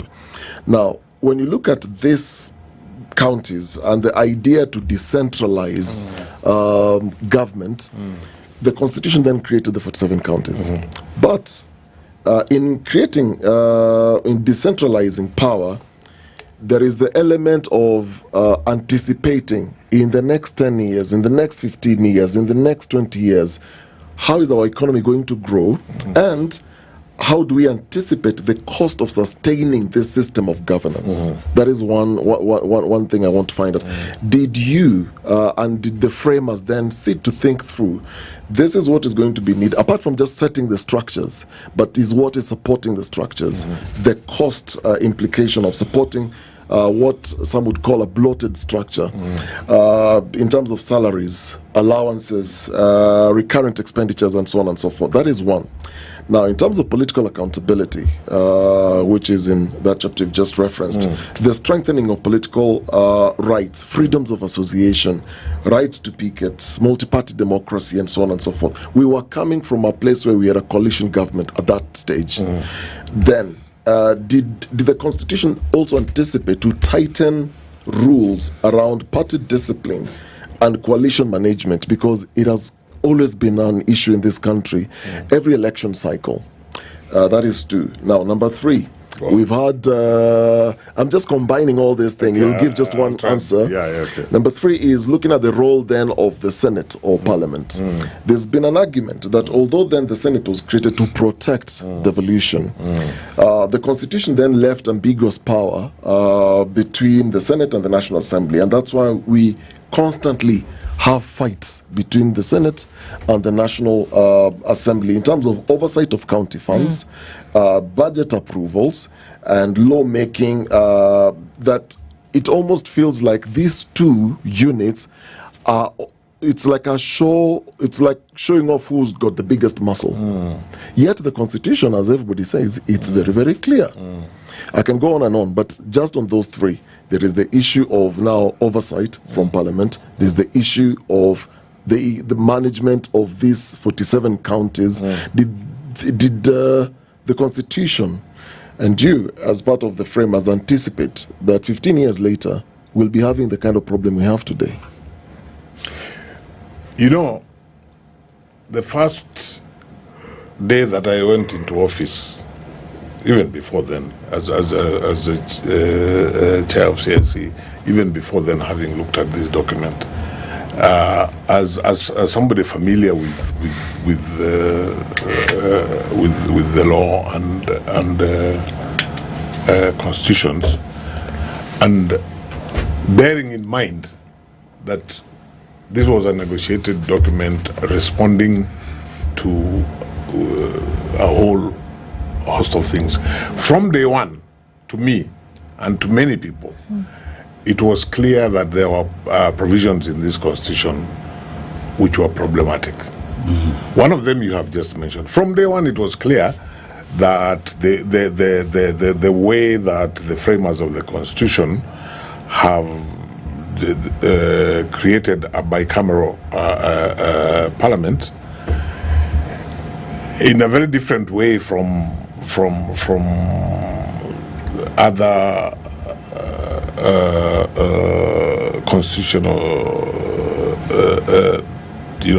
other places where they have a bicameral parliament, making it in many respects difficult to work, like that relationship between the Senate and National Assembly. From the one, you knew there was going to be a problem. Yes, it was. I think really many people could see it. But you see, remember, this document was negotiated and largely written by people with vested interests. And it's very interesting, and I don't want to mention people, but it's very interesting that several of the people who were at the forefront, for example, of structuring the parliament that we have in the constitution in such a way that it creates confusion in terms of, for example, of hierarchy. Remember, at that time, there were sitting members of the National Assembly who the vested interest was that they saw this as the National Assembly ceding power to this other new body that we really don't know about. A year or so later, several of them were sitting in the Senate and they suddenly realized, wait a minute, what is this? And they're the very same people who had the negotiations made it difficult for that because initially in those negotiations, and as happens in many other countries, the hierarchy is very clear. So those are problems which there are many problems which were there from the onset. Some of them, I dare say, it would be virtually impossible to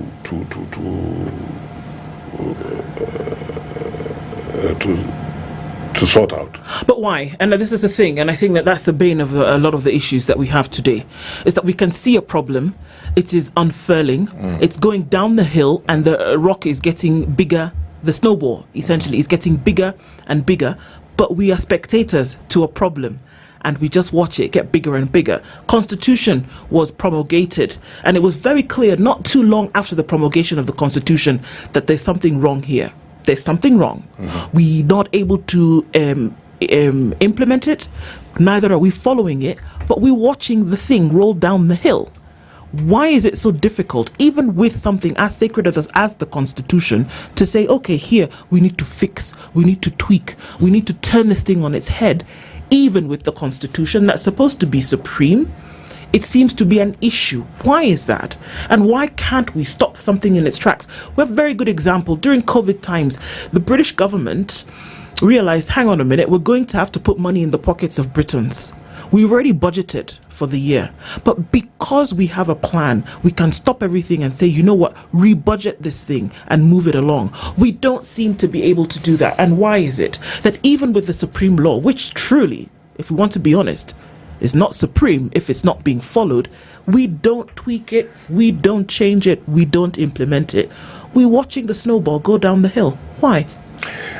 I go back to the point I made earlier about the resistance to change from the onset. And because of that resistance, part of the implementation process, I have to say with the benefit of hindsight, and this is why we must have this conversation now, it was almost like painting over cracks, you know? If you're painting and there are cracks and you don't quite fix the holes, fix them. And for example, going back to the example that Dennis gave about the problems that we have seen over those 15 years as how Parliament works. That was there from the onset.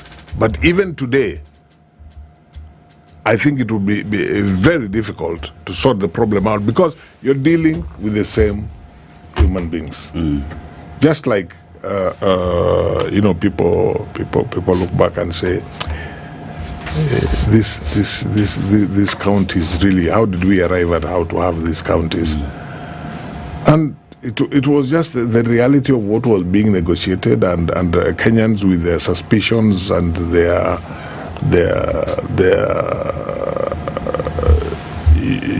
what has been inbuilt, because you have 47 counties, 3/4 of which are basically ethnic-based counties. And I'm not sure, I'm not an economist, but I'm not sure the viability in economic terms of those counties. But nobody would want to address that issue today. So there, we cannot, we can't just blame those who govern.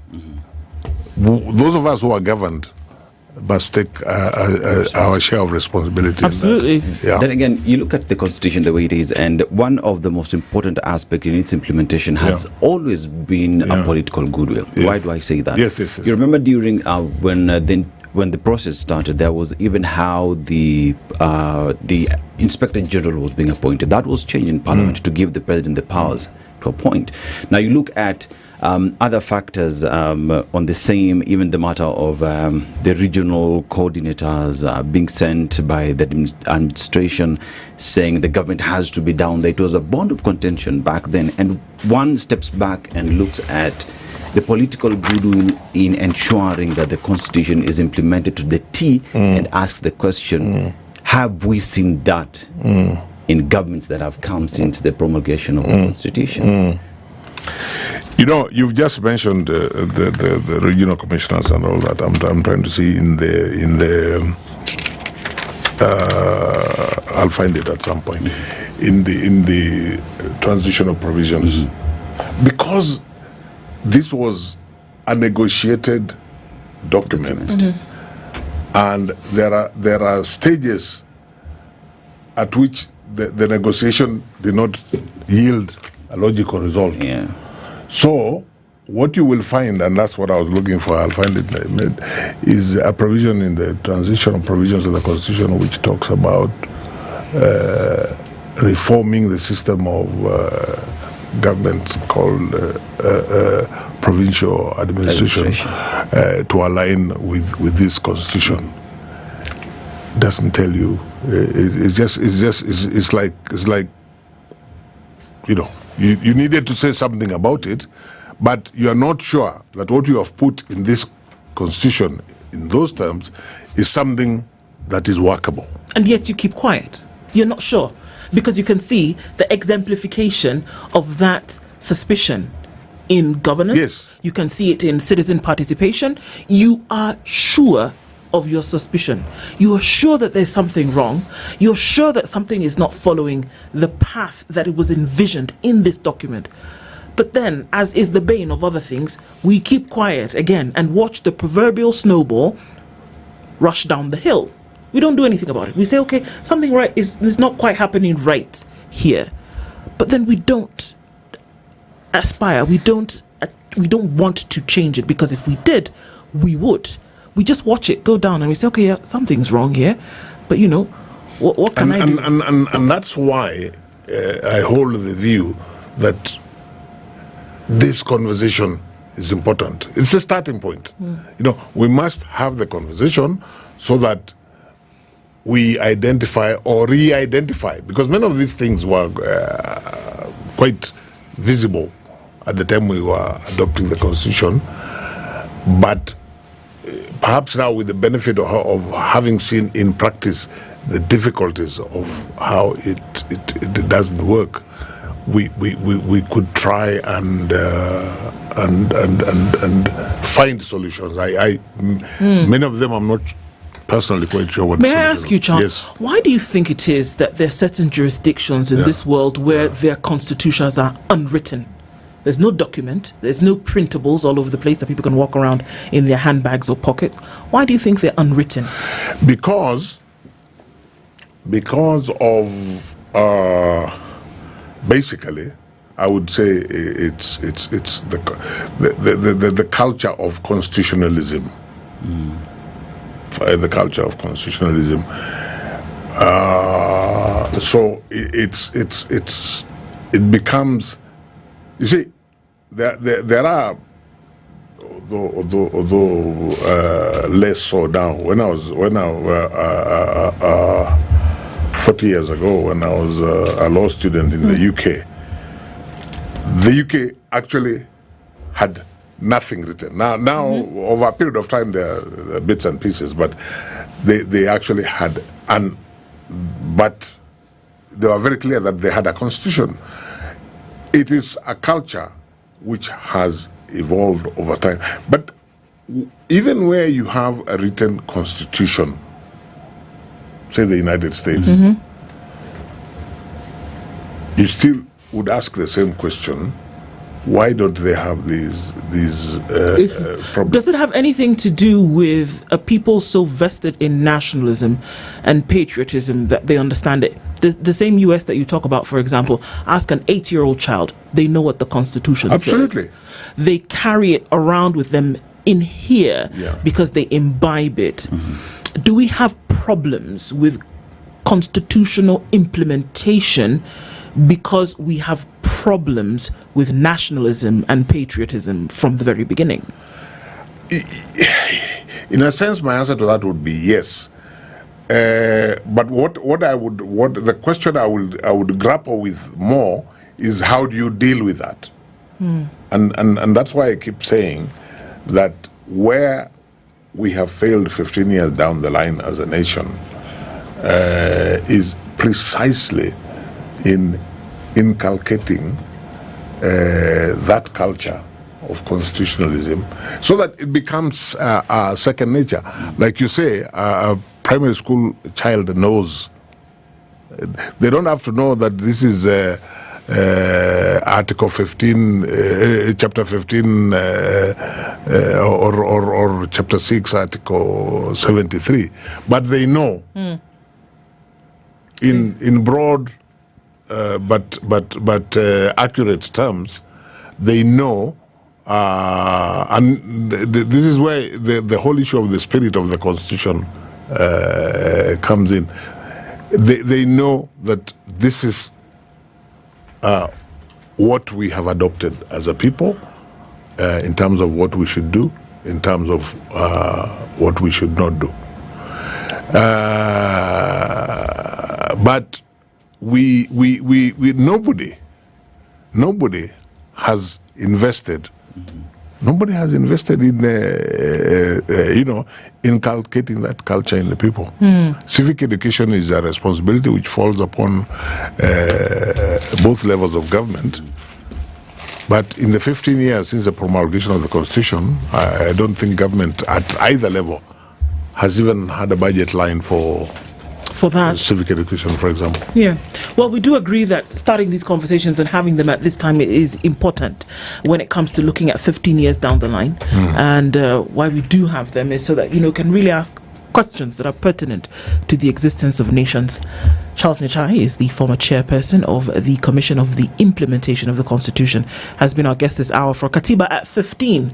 And more conversations, of course, continue. Charles, thank you for doing this morning. Asante sana. Asante sana. Thank you. Good morning. It's 8 a.m.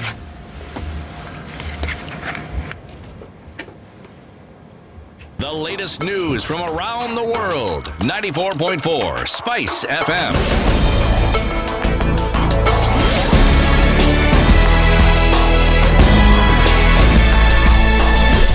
Good morning. This is the News Wire. I'm Lao Ubaga.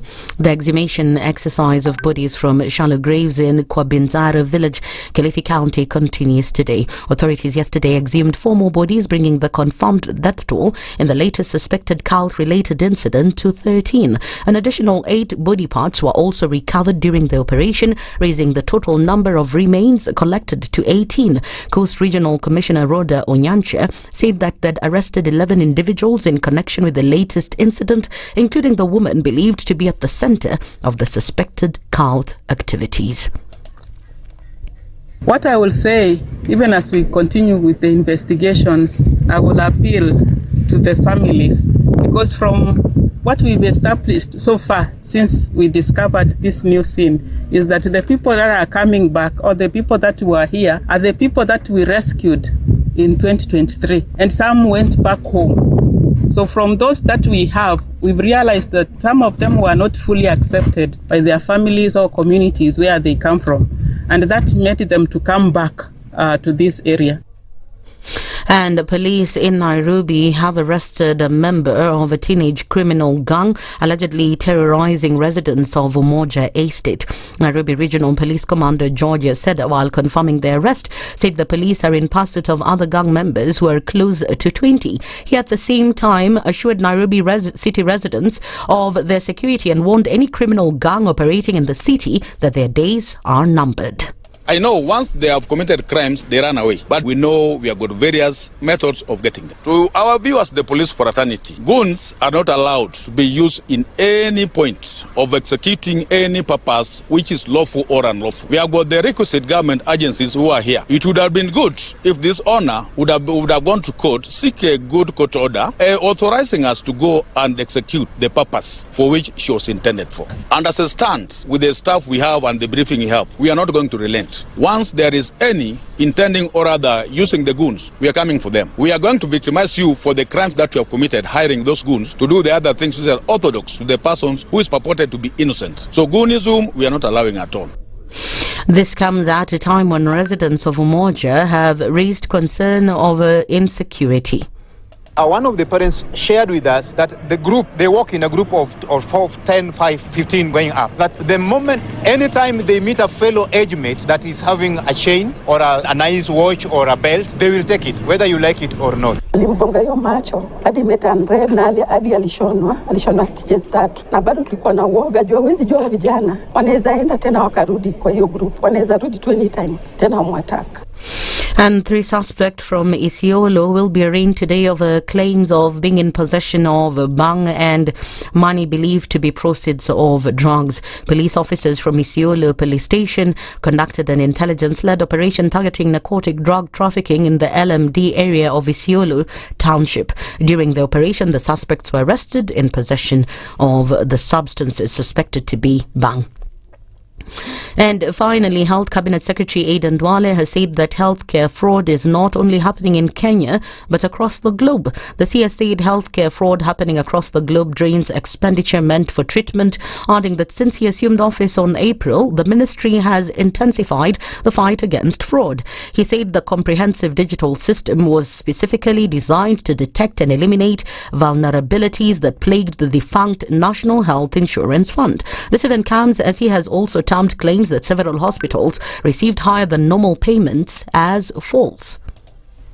The facilities you found circulating in the social media are facilities that the majority of them were closed on the month of May. And you can check with the website of the regulator. You can check with the DHA. They were closed. Some were suspended. Some were downgraded. Mainly in number of counties. Mandera County, Homa Bay County, Kisii County, Wajir County, Nairobi County, among many others. If you check my previous press statement, you'll find. So what the Kenyans social media are telling us, you are telling us information that already we have.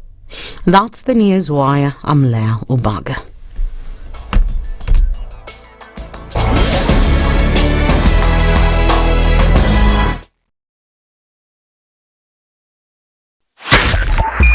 SpiceFM, Njeri. In this country, 6 families and 8,000 Kenyans control 90% of the GDP. We are not a country. We are a plantation. We work for Ruto. When you're telling the judges court orders are papers or they will not obey court orders, they're sitting and you're seeking orders from them. So how are they supposed to interpret it? Isn't it an oxymoron? When you see a judiciary that seems to be under some control somewhere, you start questioning. We have very powerful governors, but they don't use their offices to serve the people. If you are not shameful to do what you are doing, why should we protect you? I'm human, everybody's human. So when you're told, kuja tuongee, I mean, you'd be a fool to say, stagi kuongea today. Conversations have to be had, you know? People in leadership should only go into leadership if they are ready and willing to change the lot of the people. The Situation Room, Kenya's biggest conversation. If we just gloss over issues and hope that time heals, then we might find that in generations to come, we might be back at the same situation. And the whole thing is born of stolen elections. Spice. When it comes to the decisions you make, you must be independent. There's no way you can allow one institution to dictate to you how you're going to conduct your operations, how you're going to decide cases. It's a no. When you weaken the institution to the point where they cannot take action, then you realize that politicians have to come up and now start dealing with the issues. That conversation has to die. Our politicians do not like the hard stuff. We must insist on the path of doing things right, whether popular or unpopular. Money changes hands. That is a fact. If you have political goodwill at the highest top, like in Rwanda, then corruption will be an issue of the past. If you don't have political goodwill at the top, we will pass laws, we will amend laws, we will continue passing laws and re-amending laws, and nothing will happen. This is the Situation Room, the only way to start your day. One of the things that are ailing our country is negative ethnicity. You find you as a state officer, instead of thinking as a Kenyan, you think like a tribal person. Let me tell you something. The biggest problem we have had in this country is a leadership deficit. There is nothing that you are going to do in the process of change if you are not a risk taker. So you really have to pursue your vision to a logical conclusion and even be ready to step on people's toes. When it comes to the economy, you can run away with it. They say statistics are like bikinis. They reveal a lot, but they conceal the vitals. And so government people would throw statistics at you and tell you they're revealing a lot of information to you, but it's really concealing the real vitals. We need to get out of that, because when we want to grow our democracy, one basic thing that really requires to be understood by the political class, by all of us, is institutions are critical. This is the Situation Room, the only way to start your day. If we just gloss over issues and hope that time heals, then we might find that in generations to come, we might be back at the same situation. And the whole thing is born of stolen elections. Spice. When it comes to the decisions you make, you must be independent. There's no way you can allow one institution to dictate to you how you're going to conduct your operations, how you're going to decide cases. It's a no. When you weaken the institution to the point where they cannot take action, then you realize that politicians have to come up and now start dealing with the issues. That conversation has to die. Our politicians do not like the hard stuff. We must insist on the path of doing things right, whether popular or unpopular. Money changes hands. That is a fact. If you have political goodwill at the highest top, like in Rwanda, then corruption will be an issue of the past. If you don't have political goodwill at the top, we will pass laws, we will amend laws, we will continue passing laws and re-amending laws, and nothing will happen. This is the Situation Room, the only way to start your day. Mature, intelligent talk every morning. Spice up yourself.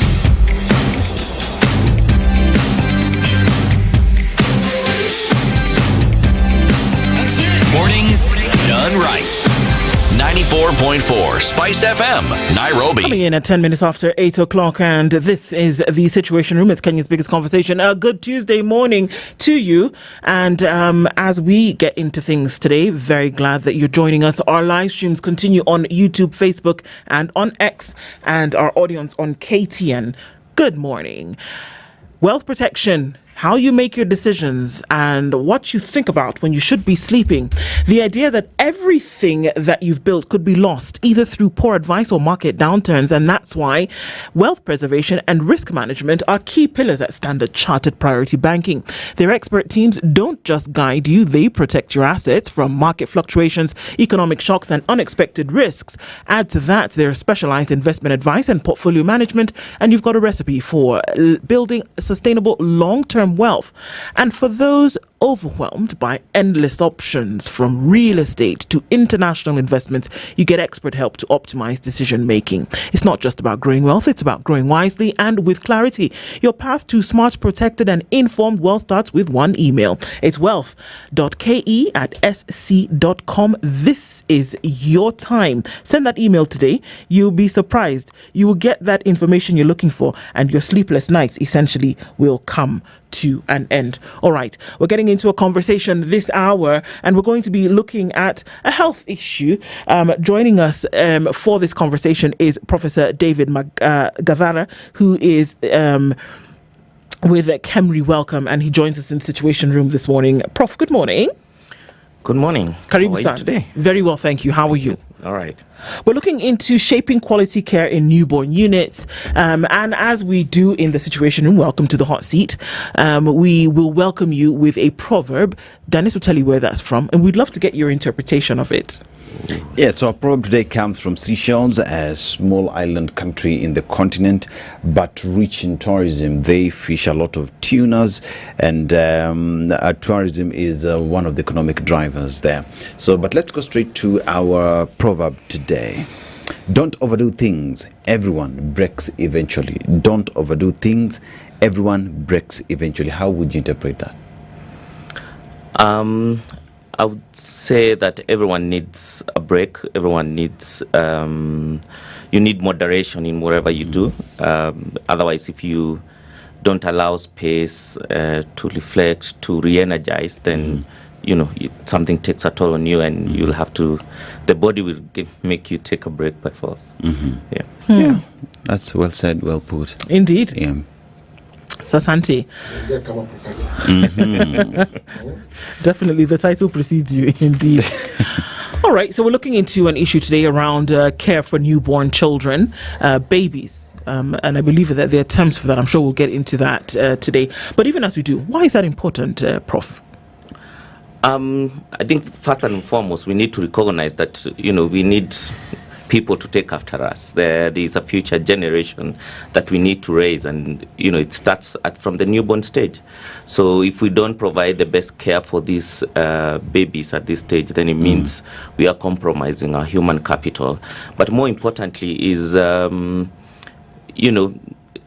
every pregnancy, every family looks forward to a healthy newborn baby. So it's their right that we deliver that. So as a country, then it's an issue of importance, not only from a healthcare perspective, but also from an economic perspective. I mean, you look at the neonates in the country, or pretty much across the world, and it's a big deal. It's important for this demography to be taken care of.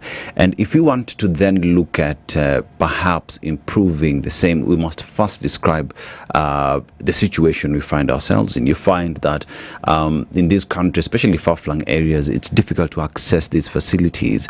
So just from where you sit, where are we? How good or how bad is it before we now get into diagnosing this problem and then finding a solution? Just how bad or how good is it? I think broadly speaking, Kenya has made a lot of strides in healthcare. And I think one of the greatest achievements that we've had is women are now delivering in hospitals. So we have access to care, and which is a good thing. But I think the challenge now is the system is failing, the population, and in this case, mothers and babies, in providing quality care. And to paint the picture of what the situation looks like, in most of our county hospitals where we've done a lot of research in the past, is you find, very high workload. So you find very many babies in a very small space. So ideally, you should have one baby in one cot. In some hospitals, you find 2-3 babies who are not related at all. In some places, you find that there are, up to 30-40 babies, one nurse, 2 nurses. So then it begs the question of how much can you deliver in terms of care from a healthcare provider perspective. And while nurses do a lot of the work, they actually do depend on the support of other healthcare providers. So you need a doctor, you need a pediatrician in that environment. And in some of these hospitals, then, because there is only one of them, they can't be there 24/7. So there are instances where they have to make decisions on their own. And if they don't have that support, then it really takes a toll on them.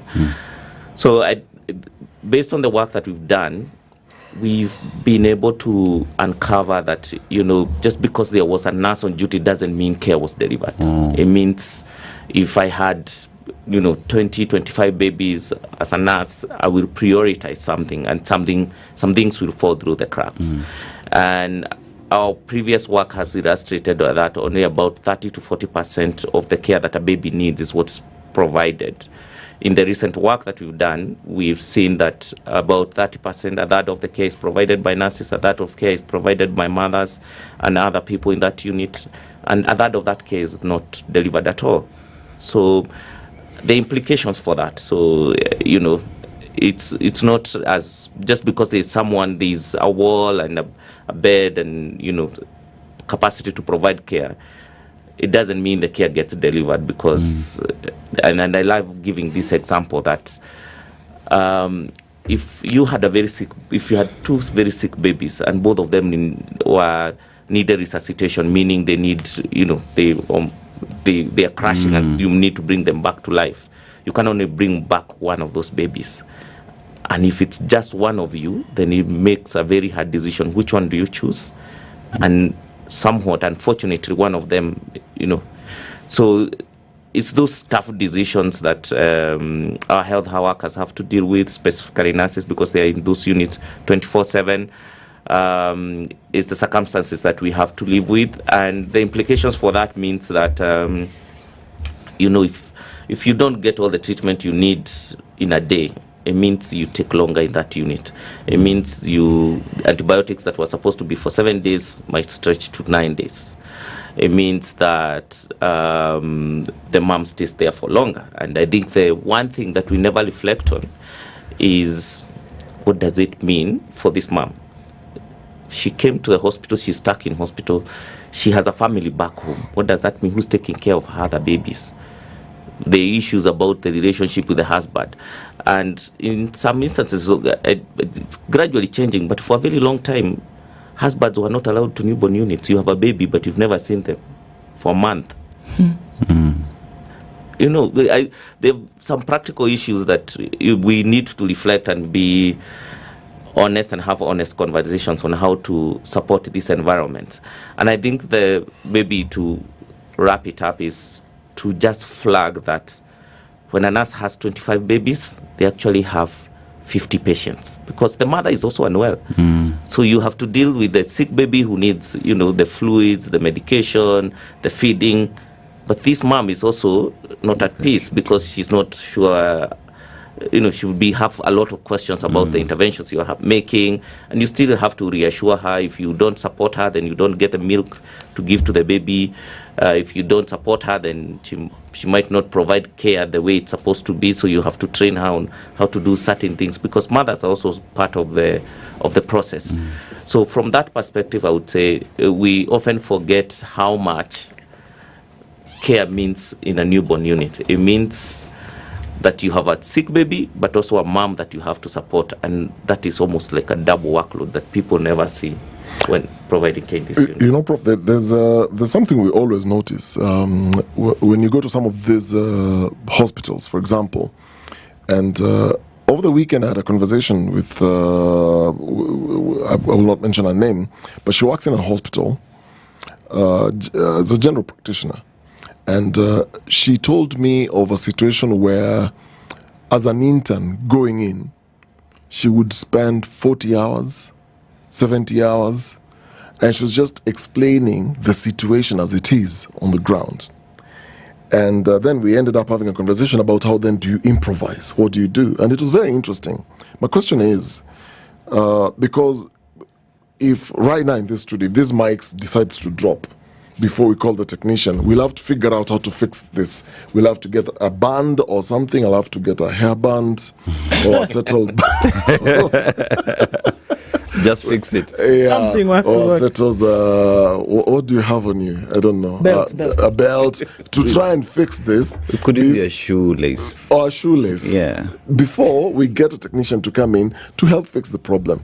Now, in this, paint for us a picture or a scenario where you find the nurses improvising, and how do they improvise?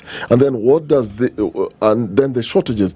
What does this then do in terms of creating survival for newborns? Does this then become very risky for the survival of these newborns? Or what happens? First, improvising. How do they go about this? If you have to take care of 25 babies, and you say it's also taking care of 25 mothers, so you have 50 patients and it's one nurse. So I think the situation is that first, it's important to paint a picture that in a lot of these places we've come a long way, and there are a lot of investments being made in terms of ensuring we have adequate resources to look after newborn babies. It's not perfect, but it's improved. So you will find, we have a lot of some of the equipment that we need. The challenge is, even if you had all the equipment that you needed, and there's only there's only so many equipment that you can use at any single time. So it's not an issue of sometimes the resources. It's sometimes and people forget that because, governments invest in buying, all these excellent equipment and put them there, but they don't get used because if I'm just me, I will choose to just use one equipment which I can do a very good job with. So having said that, the next thing to reflect about is if I walk into a shift and there are 25 babies, the priority goes to the critically ill babies. So if you're relatively stable, we will work with the mom to say, hey, if you see any of these three things, give me a shout. But in the meantime, you focus on the very sick babies who, it's a matter of life and death for them. So that's where nurses focus. The prioritization is really on the critical tasks. And the more stable babies then get, the long end of the stick. But because a baby is supposed to have, every 4 hour monitoring, that they get that monitoring maybe once or twice a day. In terms of medication, then we in a lot of the county hospitals, the benefit that they have is a lot of them are used as training grounds for medical schools and nursing training schools. So you'll often have some students in that environment. So you get those students to help you provide that care. But the unfortunate bit is that care is provided unsupervised, which introduces a patient safety concern, because this is someone in school. Unsupervised by whom? Ideally, you're supposed to be supervised by the nurse. Okay. As a student, but there is only one me in the critical, in that critical room within the newborn unit. Okay. So if I let you go as a student in where the stable babies are, then who is looking at what you're doing? Are these like ward assistants? Not ward assistants, nurse students. Nurse students. You see, like before you graduate as with a diploma or degree in nursing, you will have some period of clinical practice. In a clinical setting. But you've just come straight from classwork, and here we You're learning on the job, basically. Technically, yes. And we set a very bad example, because we are telling students it's okay to work with 25 patients and not do monitoring as it's supposed to be. Like the case I've just mentioned, this was an intern.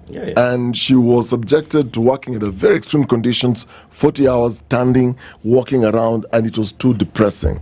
Which then leads me to this other question. The mental well-being of staff in this kind of environment where you're so strained, you're working many hours, you have to then pay attention to all these patients, and then you have to then prioritize, like you're saying, okay, let me deal with the 10 or 15 critical cases, then these other ones can, to even make those kind of decisions as you're moving. How has it been then for nurses? So I think we put them at a very tough situation, if you ask me, and it's a very tough moral, ethical dilemma on who should I look after, who should get the most care from me. How do I choose? How do you prioritize that? And every time when you go home, sometimes there are bad shifts when you lose 2 or 3 or 4 babies, and there are times that you sit down and reflect that, maybe that baby, if only I had an extra 5 minutes, I would have saved their life. But someone called you, there was a baby needing resuscitation, you went to resuscitate that baby, another one choked on something. So it's really tough, and because of the workforce shortages, so there's the component of working in this high risk, high mortality setting. You've made a bond with the mom, taken care of a baby over 3 weeks. You've made a bond with that baby, a bond with the mom, and then you lose that baby. It gets onto you. But there is also the aspect of, because there isn't enough of you, you don't get enough rest also. So you coming on duty every day because there isn't enough of you to go around and allow for leave. Yet, Dr. as we talk about the numbers that for healthcare workers, for neonates, or just in the healthcare system, we also look at the numbers and droves of nurses leaving this country because of lack of opportunity. And one asks the question, as we talk about provision of healthcare in the country now, the government is pushing universal healthcare, and one of the important components would be healthcare workers to ensure that the mortality rates that we record continues to go down. But that does not seem to be the situation. Many nurses, especially nurses, are leaving this country. But that is one component. As we talk about the newborn units again, we look at what we need in these newborn units. So we need the warmers, we need the incubators, we need the CPAP machines. All these things have to be managed again by the very nurses who are leaving. So where is the balance in ensuring that we, as we say the situation is improving, it is improving at a commensurate rate, at a commensurate pace, so that we handle the situation better? So the unfortunate, well, I don't know what to call it, unfortunate or fortunate. There's a paradoxical shortage of nurses in Kenya. If today you advertise for nursing positions in the Ministry of Health, they are usually very long queues that go up to Uhuru Park. So it tells you we don't have a shortage of trained nurses, which is what most other African countries are struggling with. They have money, they have space, but they don't have people to recruit. So we are at a different situation. Why I say it's fortunate is because if we had the money, then we can employ. It's unfortunate that we have these nurses and we don't provide opportunities for them to provide care to Kenyan citizens who subsidize their education. In terms of why we have a shortage, and it's really not a planning problem. I think sometimes we preach to the converted. Gadara, we studied in a room full of people from the Ministry of Health and Ministry of Health stakeholders, but he never speaks to the Ministry of Finance. And the Ministry of Health never communicates the problem very well to the Ministry of Finance, because it's a financing problem. Today, counties have a budget ceiling for health workforce. How many people, what proportion of your budget can be workforce? So all those things are really, if you look at them, they just go back to financing. Okay, so let's look at what happens when these things as prerequisites then are not done. If in a, can I call it a neonatal unit? Yes. All right. If in a neonatal unit, there's one nurse, and give or take, basic neonatal unit has how many babies, beds? How many? Out on average? Well, let's say one nurse to 20, 25. No, I mean the actual babies. On the actual babies, yeah. Some places can go up to 90 babies, 100 babies. 100 babies in one unit, yes. in one facility. Yes. All right. And there would usually be only one unit in a facility. Yes. Okay. Unless you're looking at special care, HDU, ICU babies, right? So how many nurses then are assigned to a number of babies? One nurse to how many babies? So I will start with what is the official number. What should it be? World Health Organization global recommendation is 1 to 2, 1 to 4. We recognize that moving from 1 to 25 to 1 to 2, 1 to 4 is a huge toll. So a lot of the work now we're doing is to say what would be a reasonable number. What would the roadmap will look like. And I think that's the honest conversation we need to have with people, because all the time we tell people, this is the global recommendation, this is what you should adhere to, but we don't give them room. We know we have a fiscal space problem. I think we need to engage policymakers, decision makers, people who sit at the budget making table to recognize that over the next 5 years, we can move from 1 to 25 to 1 to 15. And what does that do? That will improve the care that is delivered by X, and it save X number of babies. Okay, so the number is 1 to 25 officially. The number that in our units right now is what it is. What is the recommended? 1 to 4. So there should be one nurse to 4 babies. So there should be one nurse to 4 babies. Max, yes. So let's say that there's one nurse to 4 babies. So let's do this practically, because usually we talk about things as though it's pie in the sky, and we don't really connect with the issue, right?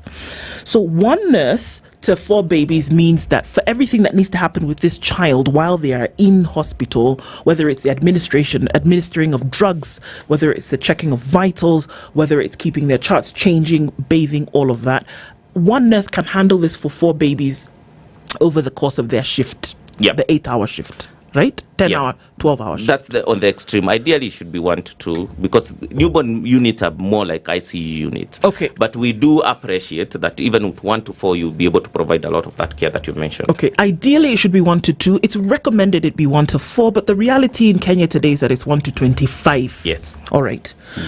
That obviously is a more than heavy burden on the caregiver, the nurse, and, because the doctor is not there for as long as the nurse is. That's for sure. What do they do during this 10 to 12 hour shift for these children, for these babies? What do they do? So I will flip that question and tell you that when you have 1 to 20, 1 to 25, it means a nurse only has 30 minutes per baby over a 12-hour shift. The question is, how much can you do? And that assumes no breaks. Your business is just looking after babies. So the question then we can ask is, what can you do in 30 minutes? Okay, no, I'm asking because what are you because what are you supposed to be doing for these babies in this neonatal unit? So what ends up happening is what I said. Nurses prioritize the care. They prioritize the most critical things. A baby requires a machine that needs to help them breathe. Then you set up on that machine and monitor that very critically ill baby. You make sure they are having fluids being given, the medication is being given.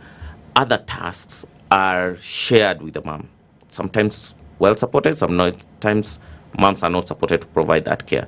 So in the work that we did, it actually illustrated nurses only achieve 30% of the care that they need to provide.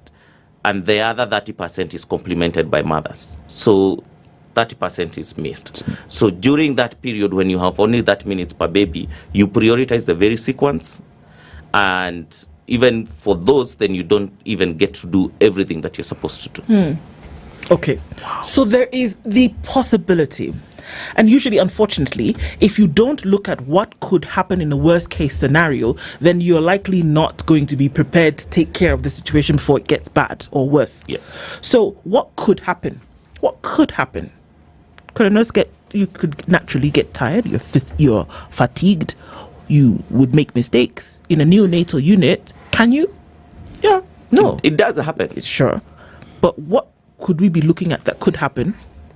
So because I know you know where I'm going with this, because if we don't do what is required, what could essentially happen to these 25 babies, even one of them, when somebody is compromised in terms of their health, in terms of their fatigue and all of this?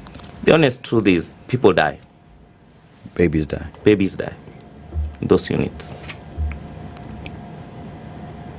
And if you talk to nurses, they will tell you it's a tough situation when, a baby dies on your watch, and it's not your fault. It's because, there's only so much you could do, and it's very sad. And until we get people to appreciate that someone pays the price for not having enough staffing in these units, and a lot of the times it could be those babies.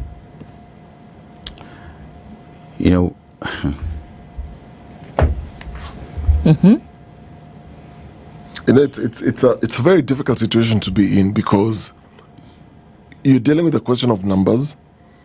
To save a life, just 1 second, if you miss just 1 second, is the difference between life and death. And I can only imagine the stories that come from those units. And if then somebody can talk to nurses, what they watch, because what we then end up getting from our side is the numbers. Oh, we've lost this number of babies within this month, or a family is told that unfortunately your newborn has died. And it's very difficult then to follow up, okay, what are the reasons? And what you're saying is then the nurse goes home knowing that if I only had an extra minute or 5 minutes, or an extra other nurse, if there was only one person in that room, they would have picked the problem, they would have solved it. We're talking about, even if you look at the WHO recommended numbers, it's still 1 nurse to 2. And there's a situation where if both are in critical position where they both need to be resuscitated, who do you pick? Even using the WHO numbers, it's still difficult. But here we're talking about, even with that, it is 1 to 25. I remember when Hamza, my son, was being born. I remember walking in there and he was in a warmer. And at that point, anything could have happened if he had not gotten any help. And I remember he was on the warmer alone as the nurses were dealing with other babies. And when I look back at that point, perhaps the staffing was not up to par, and anything could have happened. And these are realities that we deal with on a daily basis. And one would hope that in a country that is pushing for universal health coverage, these are things that would be given priority, yet seems as though it's not. So from where you sit, these conversations are things that happen on a daily basis. These are conversations that especially nurses in these areas are speaking to government on a daily basis. Any response? The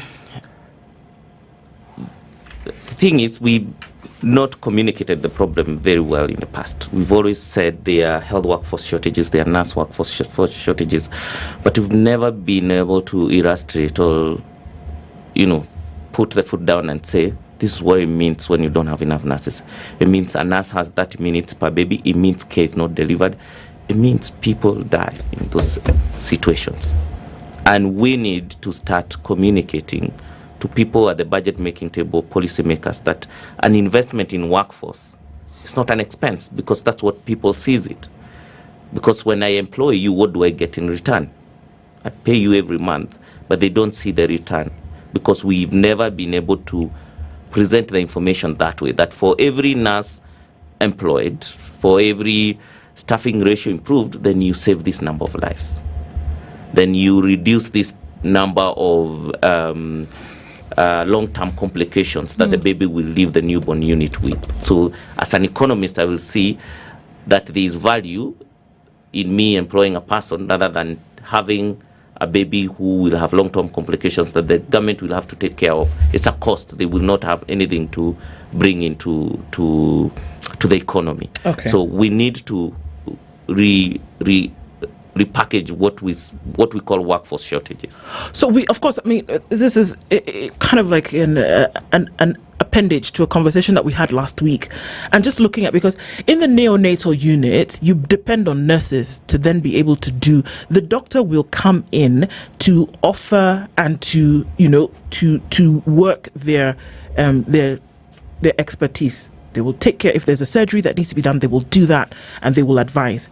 The one who stays with these babies, and we're talking about babies now. This is the beginning of life, and that's why we're focusing on that. But the one who takes care of them is the nurse. They're there. That's 24-hour watch until they're able to be moved somewhere else.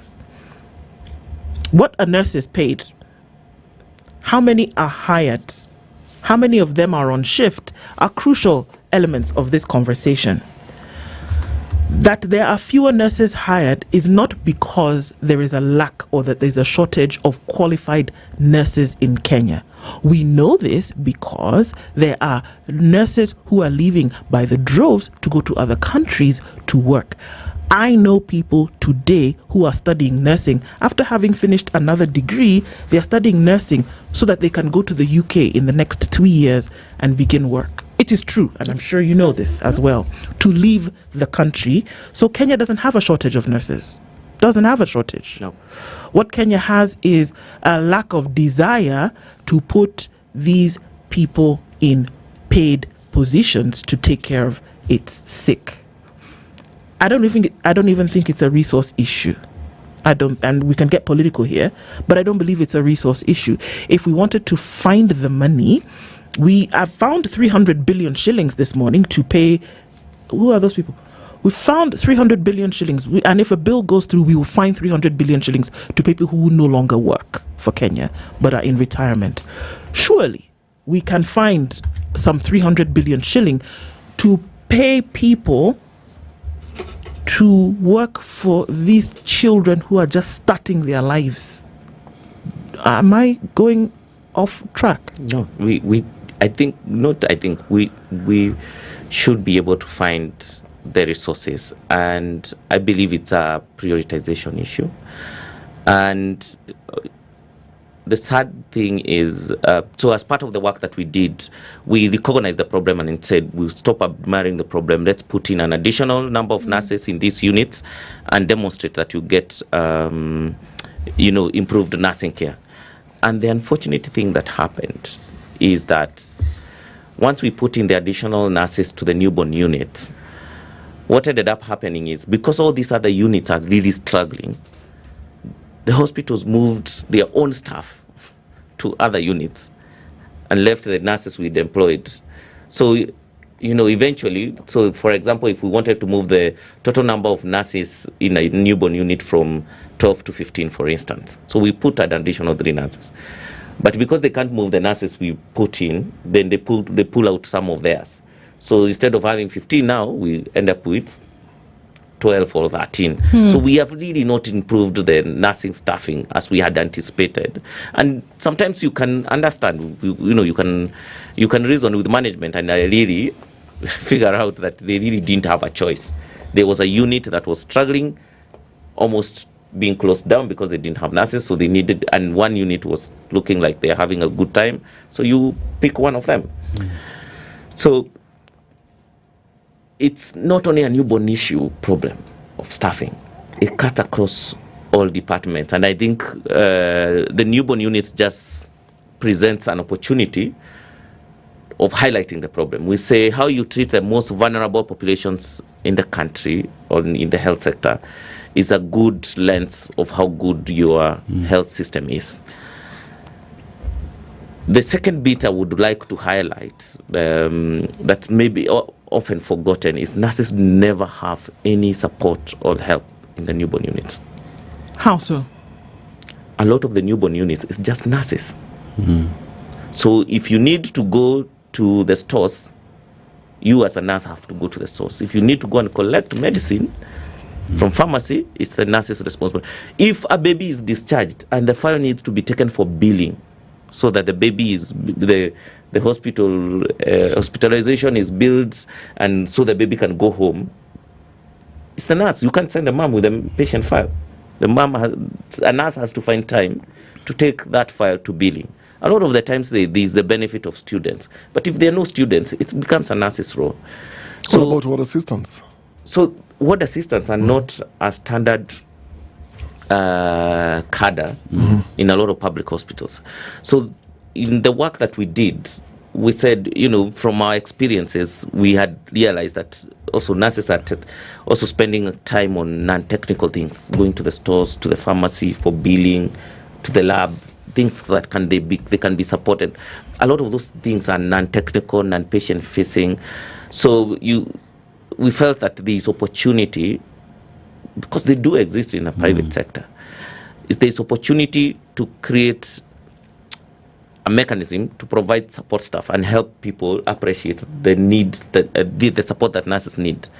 Even just someone to organize or look for some records at the nurses. Is it not a question of communication technology? Because if a nurse then is in this unit and they need a file or a record of the mother, or they need lab results, why do you need to physically go to the lab to get the records, then come back to why not use an internal system that makes it easier? You just press a button or just make a call, and I don't know.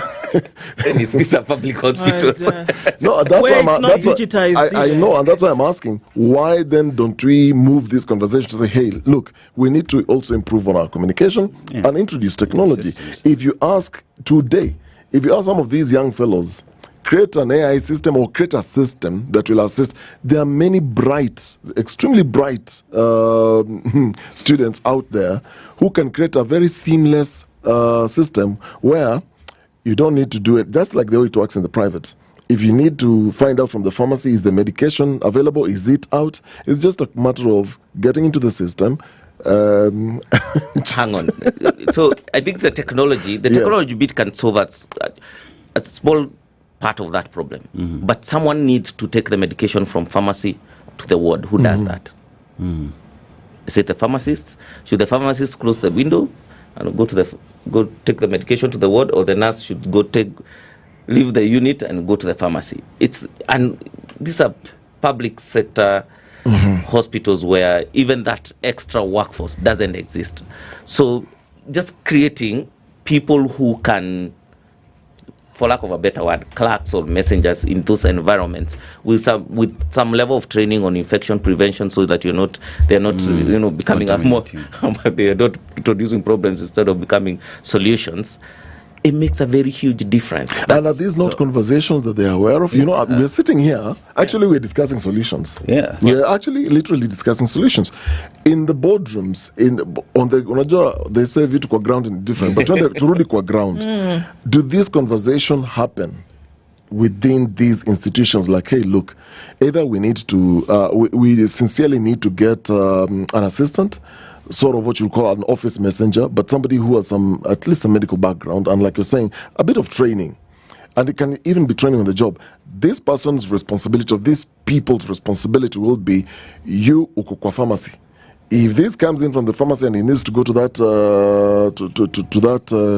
ward, your job is to ingia a lift or take the stairs, take it there, then come back. Do these conversations happen? I think, I don't know. To be honest, the way I see it is, it exists in two ways. I think sometimes in health sector there is this notion of if it's not broken, don't fix it. Yes. So if the status quo works, if people can work in their very stretched environments, and people still come and go home and a few die, don't touch it. But we need to be honest with ourselves and say it's not working, it's broken, someone is paying the price. And the second perspective or concept of nurses are not very empowered. Healthcare is very hierarchical. The people who sit at the table and make decisions, a lot of times you will not find nurses on those tables. So nobody articulates those issues in a way that can bring the issue home of what it means that if I'm the only one on duty and I need something from pharmacy, there will be a period of time the newborn unit will be unmanned. You know, we had a nurse here last week, and we just asked the question, if nurses were removed from the hospitals, how will a hospital move? And we agreed the hospitals would not exist. There would be no reason of having a hospital without nurses. Goes to speak on the importance of having nurses in our hospitals. And with that in mind comes the question of our priorities, especially when it comes to matters healthcare. You say decision making is hierarchical. Yeah, that one. You know, decisions are made with people, and nurses are not involved in there. So are we having our priorities right when it comes to matters healthcare? Are we involving the right people to help us move these forward? Are we employing the best tactics and the best knowledge in the current dispensation, the current world, to deal with these challenges? Case in point, technology, bringing in people who will help the nurses in getting medication, in clearing the billing systems. Are we doing all these things, or are we just seated saying, at the end of the day, mambo inasonga? To some degree, I think it's the latter. As long as patients can come in, some go home, some, we're happy that we can get a little bit money from SHA as reimbursement. If that. if ever gets to you. So there is that we are not willing to be disruptive and have honest conversations on what needs to be done. And I will give another example about we have had recent funding cuts from USAID, from Global Fund. A lot of the people, the health workforce personnel who are supported by those programs were let go. Does it mean they didn't have jobs? Does it mean they were just hanging around hospitals? No. They had critical roles that they were playing. So I think we're not very deliberate about how we plan and prioritize what really counts. We have hospitals that have been built that cannot be opened and launched because we don't have health workers. Yeah, so I want to go back to this issue because I think we talk about it, and sometimes we there's some humor that we apply to it, but it's actually quite serious. That we are talking about a neonatal unit whereby there is one nurse who is on duty, and maybe on that day there are babies who are going to be discharged, or there's medication that needs to be given to these children, public hospital or not. And we don't even have something as basic as a messenger system, whereby somebody who doesn't need to have a medical degree to take medication that's already been packaged, put on a tray or in a carrier bag, to leave pharmacy and come to the ward. They're not asking you to open it. They're not asking you to administer it. They're not asking you to do, you don't even have to read the labeling. All you have to do is take it from there to here and bring it to the ward. That's it.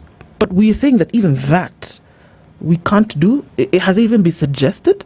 It doesn't exist in the public service. But surely somebody can say, Exactly, because these are solutions that surely somebody can say, like, I'm here sitting in this studio, I need something that needs to be done in the city. There's somebody in the city who can run it for 100 shillings. Right, yeah. And we have it done, right?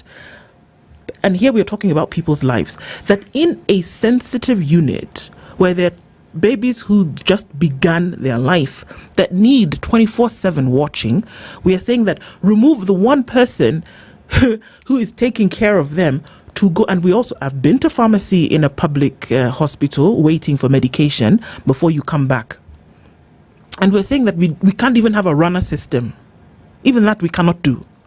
Because it doesn't exist. Well, when we tried to do this work, we asked where would we put them on how should we pay them? Piped water didn't exist. And we used to just have open defecation. In some cases we still do, but somebody said, you know what, this would be easier if we had this water moving in this direction and we can patch it to people's homes. That doesn't. But in this day and age, we're saying that you have to have a filed system and that we need to live delicate lives. So is that what happens? I'm sorry, I'm met with such chagrin, but is that what happens? That these babies essentially are left unattended and somebody has to go downstairs, upstairs, wait for 45 minutes. Babies are unattended? Or am I just saying something that doesn't exist? No, it's a reality. Because as a nurse, I have to make the decision of whether these are very critically ill babies, whatever interventions they need is the drugs that are in pharmacy. I don't have them with me. And it does happen that, there will be those instances where someone was supposed to bring in all the drugs that you need in the unit during the day. A special case shows up. You don't have the treatment they need. It's in the pharmacy. There's only one you. You have to decide, should I go for this drug? Should I stay in the unit? It's a situation where if we live in a society or in a country that has no regard for life, what about newborns? What about taking care of the sick in hospitals? That's what Dr. said. It's okay. If you will die, it's okay. If you have no regard of even the type of medication that somebody is taking, whether you're taking fake medicine, and we've seen this, or expired medicine. We've had situations or instances and stories where expired medicine is still being given in government hospitals. to patients, or donations. Medicine, it's still sold, and it's a donation. Right from COVID, I covered the COVID story, and I remember things that were given for free, PPEs, everything that was given for free, was actually being sold to the public. So if we're in a state where there is no regard to human life, that you're not thinking, what if this person, you're not thinking the survival of this person who is sick. And if you draw back a bit, there is no regard to even provide medical care to even newborns. Then these nurses have nothing else to do, because the people who make these decisions then, like you're saying, and that's the question I was asking earlier, we're having these conversations in this studio and basically we're having solutions, but in these boardrooms, do they ever sit back and ask nurses? Actually, they can't, because we were looking at the headlines today. Actually, we were looking at the headlines today. They're asking for medical cover for overseas. So these people don't go to the public hospitals. But if there was a law, or we had someone who will then say, from today, there is no single politician from CS level to whoever who's going to go overseas or go to any private hospital. You have all to go to public hospitals. Then they take their babies there. Well, most of them don't deliver their babies there in any case. Why should they? They're juniors anyway. So if we had a situation where they will be forced, these politicians will be forced to take their wives, to take themselves and sisters and themselves, to then go where you'll find a nurse taking care of 25 newborns, then things will change in this country. But for as long as as far as they go, we were told the other day, Kiambu alone, the governor was shocked walking into a hospital and seeing there are no people. There are no people. Yet there's a strike that has been going on for 3 months. But the governor seems not to be aware where In are his people county. in his own county. That tells you, does it mean the governor doesn't get sick? Of course he gets sick. Yeah. But where does he go to hospital? As we just talk, goes to show a political class pretty much that looks at people as a tool, as capital. So neonates, why care? What do I get to benefit from them? I will need to go to some guys who I'm sure will give me their votes. I'm sorry, but that's how I look at it. Someone thinks of neonates and no, until they're 18, then maybe I will start having that discussion when I can get something from them. Yeah. It is sad that you're having that discussion in this studio like we are. My last question will be this. The shortage of nurses, the shortage of all these things. Let's talk about infrastructure in these neonatal units. How is from your research, how is the infrastructure like? Because we've also had situations where equipment is bought, but that equipment cannot fit into a room, or the room needs to be ventilated in a certain way, padded in a certain way for it to either function, or it requires a standby generator, because you can't definitely just depend on the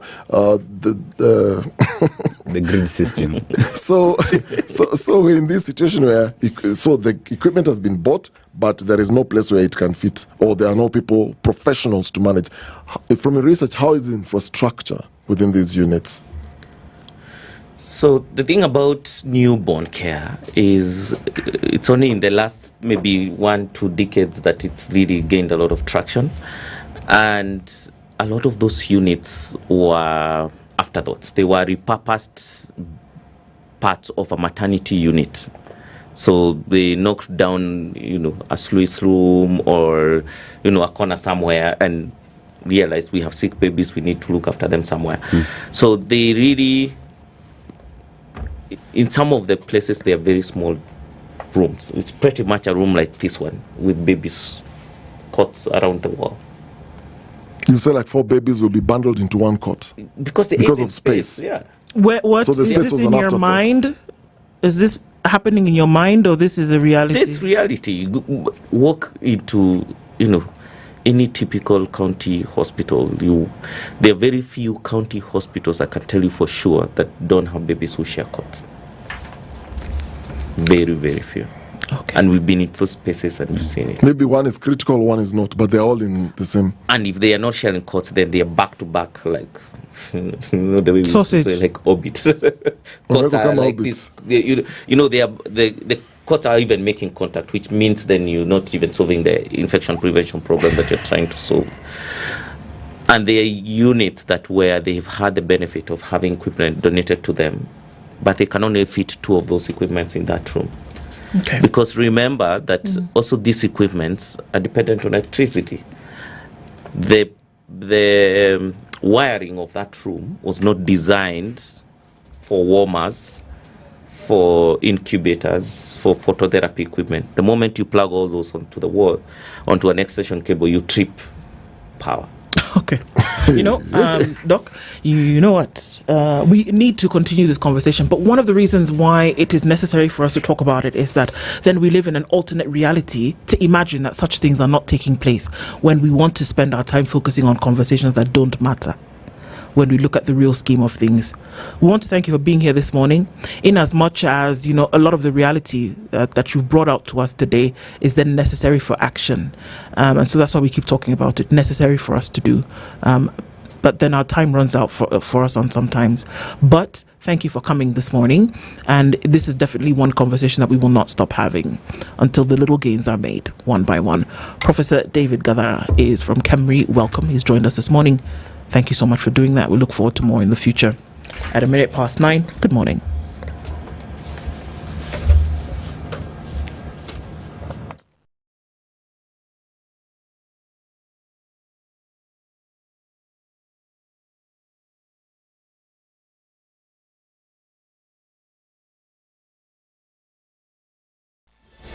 Good morning. This is the news wire. I'm Leah Ubaga. Protected witnesses on Monday gave harrowing testimony in the ongoing murder trial of controversial preacher Paul Mackenzie and 29 co-accused linked to the deaths of more than 400 people in the Shakahola Forest massacre. 3 witnesses, a 19-year-old man, a 10-year-old boy and an 18-year-old man, recounted disturbing details of life inside Mackenzie's Good News International Church before Lady Justice Diana Kavedza at the Mombasa High Court. One of the witnesses, identified as OH alias PP, told the court he was forced, along with his parents, to convert from Islam to Christianity to join the Makongeni branch of Mackenzie's church in Nairobi. He recalled Mackenzie's sermons delivered through CDs and memory verses that condemned formal education, medicine, and even the Huduma number registration, which the preacher described as the mark of the beast. Kenya Kwanza MPs in Trans Nzoia County have strongly opposed ODM leader Raila Odinga's proposal to devolve the Constituency Development Fund NGCDF to county governments. Led by Kiminini MP Maurice Bissau, they say the move will undermine grassroots development and remove the authority of MPs to serve the people. Nimekuwa nikisikia watu wakipiga kelele ati CDF iende. CDF ya Kiminini ni shilingi milioni 151. 151 million. Na ndio tunalipa ndani basari, tunafanya hii maneno yote. Lakini si wingi wa fedha, ni mpangilio mnakuwa nayo kama kiongozi. Kaunti ya Trans Nzoia inapata shilingi bilioni 12. Hata kwa hiyo bilioni 9 kutoka serikali kuu, bilioni 4 kutoka kwa banki ya kitaifa. Sasa tunasema tupunguze kelele, ukabila, kelele mingi. On his part, Kwanza MP Ferdinand Wanyonyi has described the proposal as unacceptable and stressed that the NGCDF must remain at the constituency level to ensure that ordinary citizens continue to benefit. Mambo ya CDF ipaki hapa kwa wajumbe. Mheshimiwa aliyokuwa Prime Minister ati ikuje kwa county. It's not devolved. Kwa hivyo CDF itapaki, don't worry about it. Those are empty talks. Kwa sababu kazi unaona sasa Bissau mnafanya ni kwa sababu iko na pesa ya CDF. Nyinyi mnaleta hizo uzuri na ingia mpaka central government. Hiyo CDF ikuje iwe devolved. Mutarudi kwa Harambee. Na Harambee siku hizi watu hawana pesa.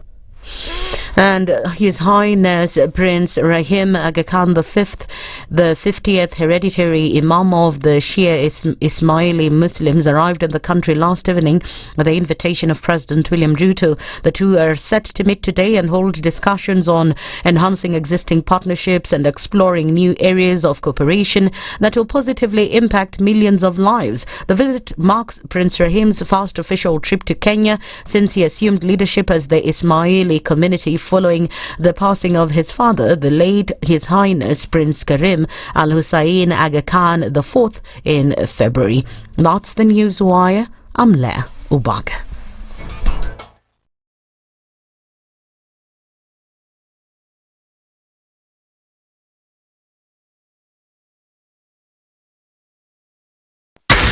.4 Spice FM, Nairobi.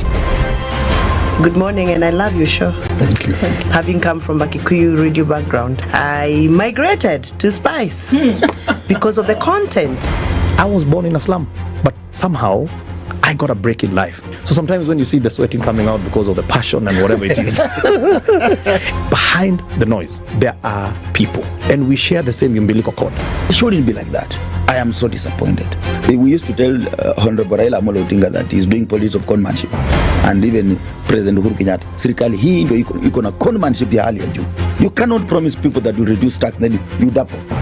In politics, there is the issue of trust. For you to turn around and then stab the same people who gave you that trust, there is no other level of dishonesty.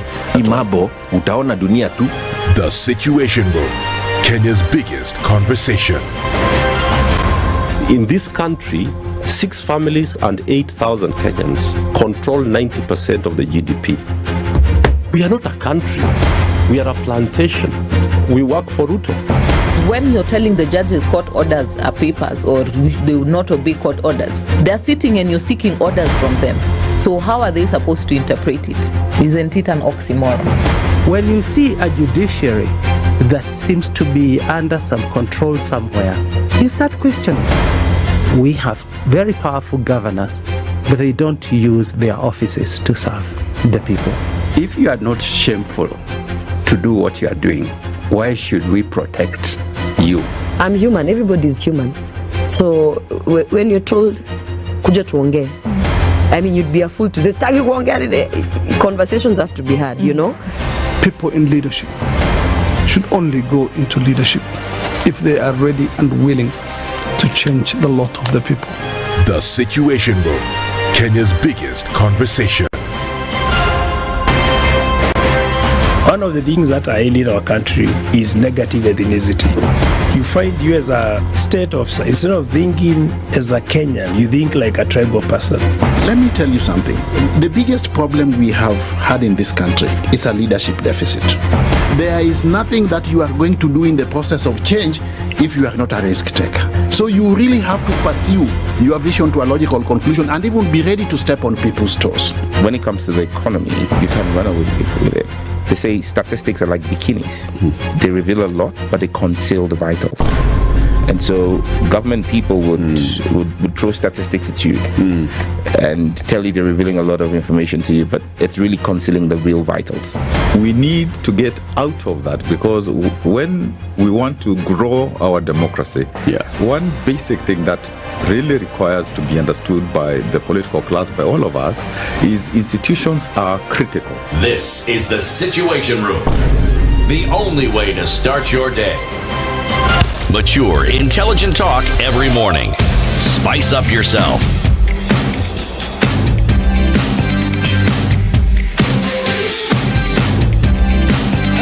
Mornings done right. 94.4 Spice FM, Nairobi. All right, coming in 9 minutes after 9 o'clock. This is the Situation Room. It's Kenya's biggest conversation on this Tuesday, the 26th of August. And we're continuing our conversation this morning. We're going to look into matters education in just a short while and see what's up. But before that, you don't need to worry. Why? Because you need to stay focused. And wealth isn't just about what you earn or invest. It's about what you pass on. And for many high net worth individuals, legacy and values matter just as much as capital. At Standard Chartered Priority Banking, they go beyond the numbers. Their team helps you with estate planning, ensuring your wealth transfers seamlessly while also preserving the values that you hold dear. In a world that's constantly shifting economically, politically, even tax-wise, adapting to change is crucial. With Standard Chartered, you're not just reacting, you are prepared. This is about more than financial success. It's about sustained intentional wealth. So start your financial journey today. Email wealth.ke@sc.com, because if not now, then when? Remember that now, not later, not tomorrow, is your time for wealth. We're going into an education conversation this hour. There are many things that are happening. The school term, the last term of this year started yesterday, but according to the Ministry of Education calendar, 25th of August going into 26th and 27th is when schools open for the final term, the shortest term of the year.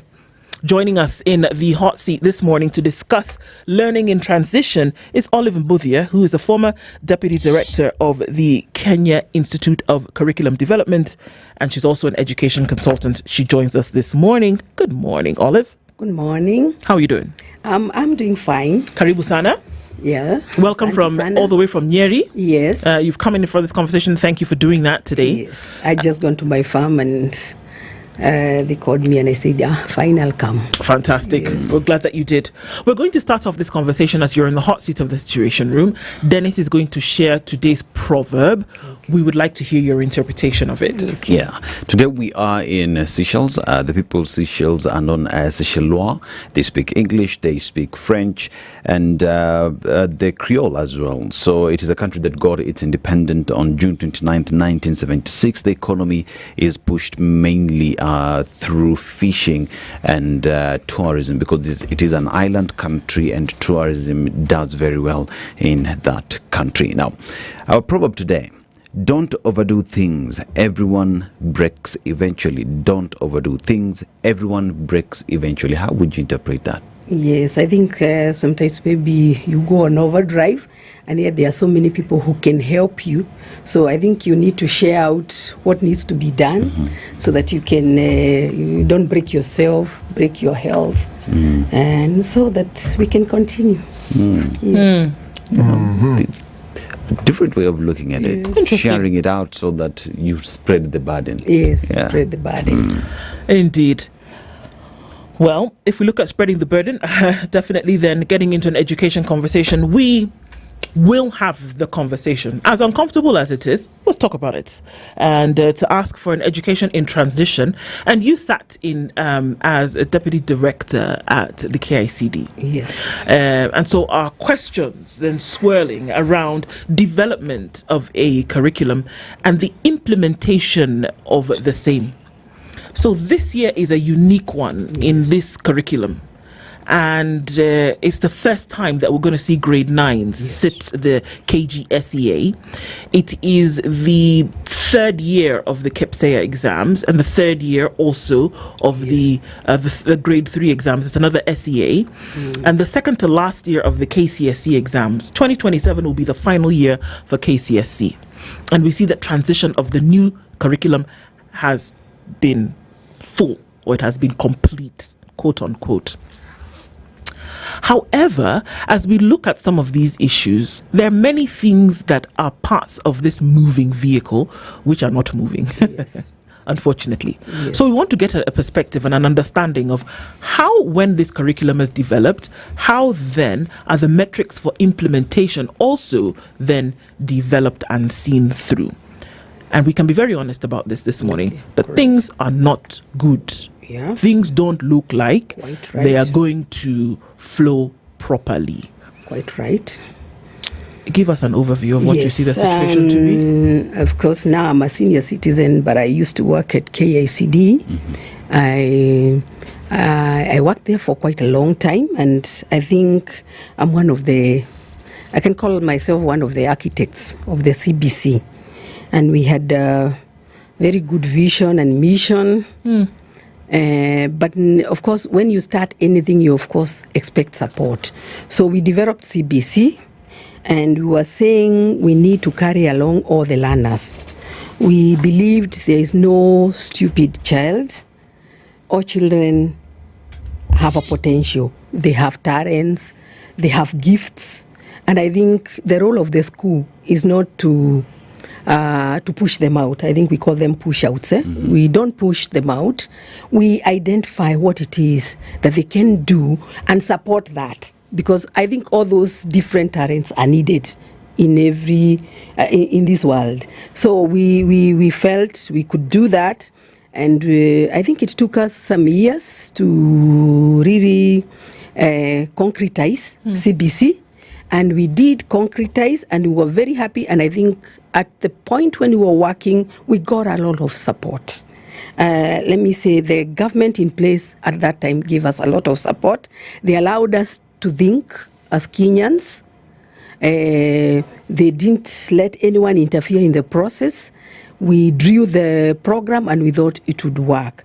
But like you say, somewhere, and maybe I'm even glad to be home now. I'm glad to be home because what I'm seeing is not what we dreamt. What are you seeing? I'm seeing children now who will be broken, parents who are not supported.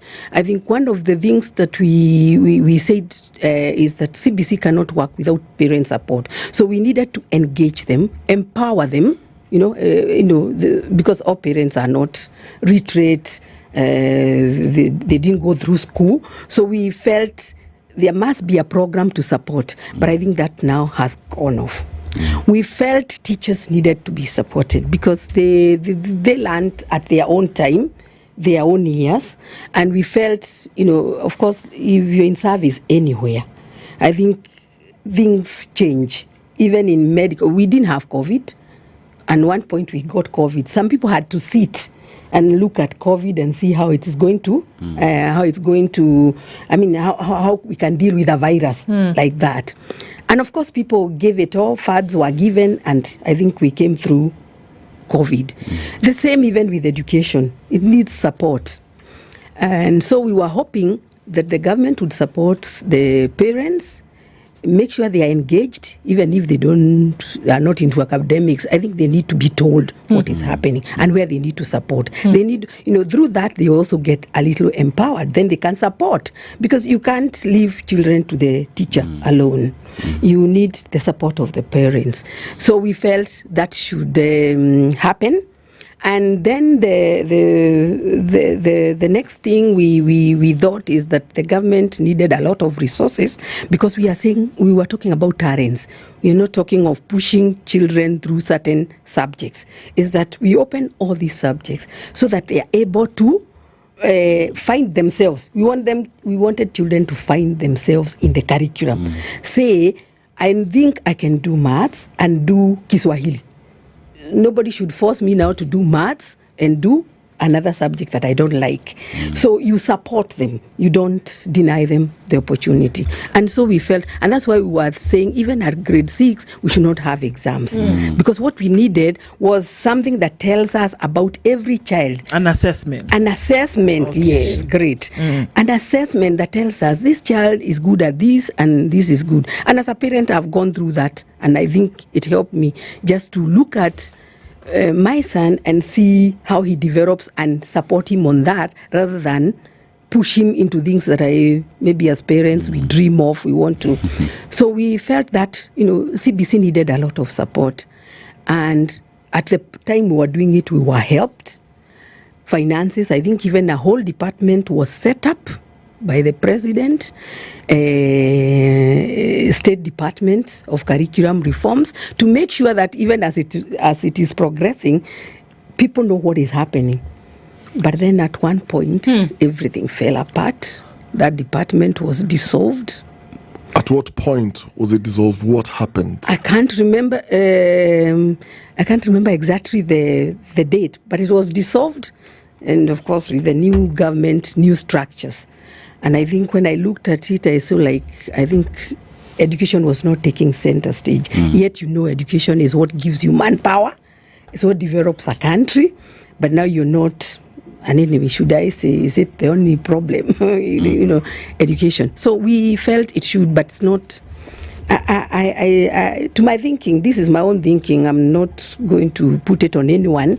Is that things are not going right, and we are going to lose children.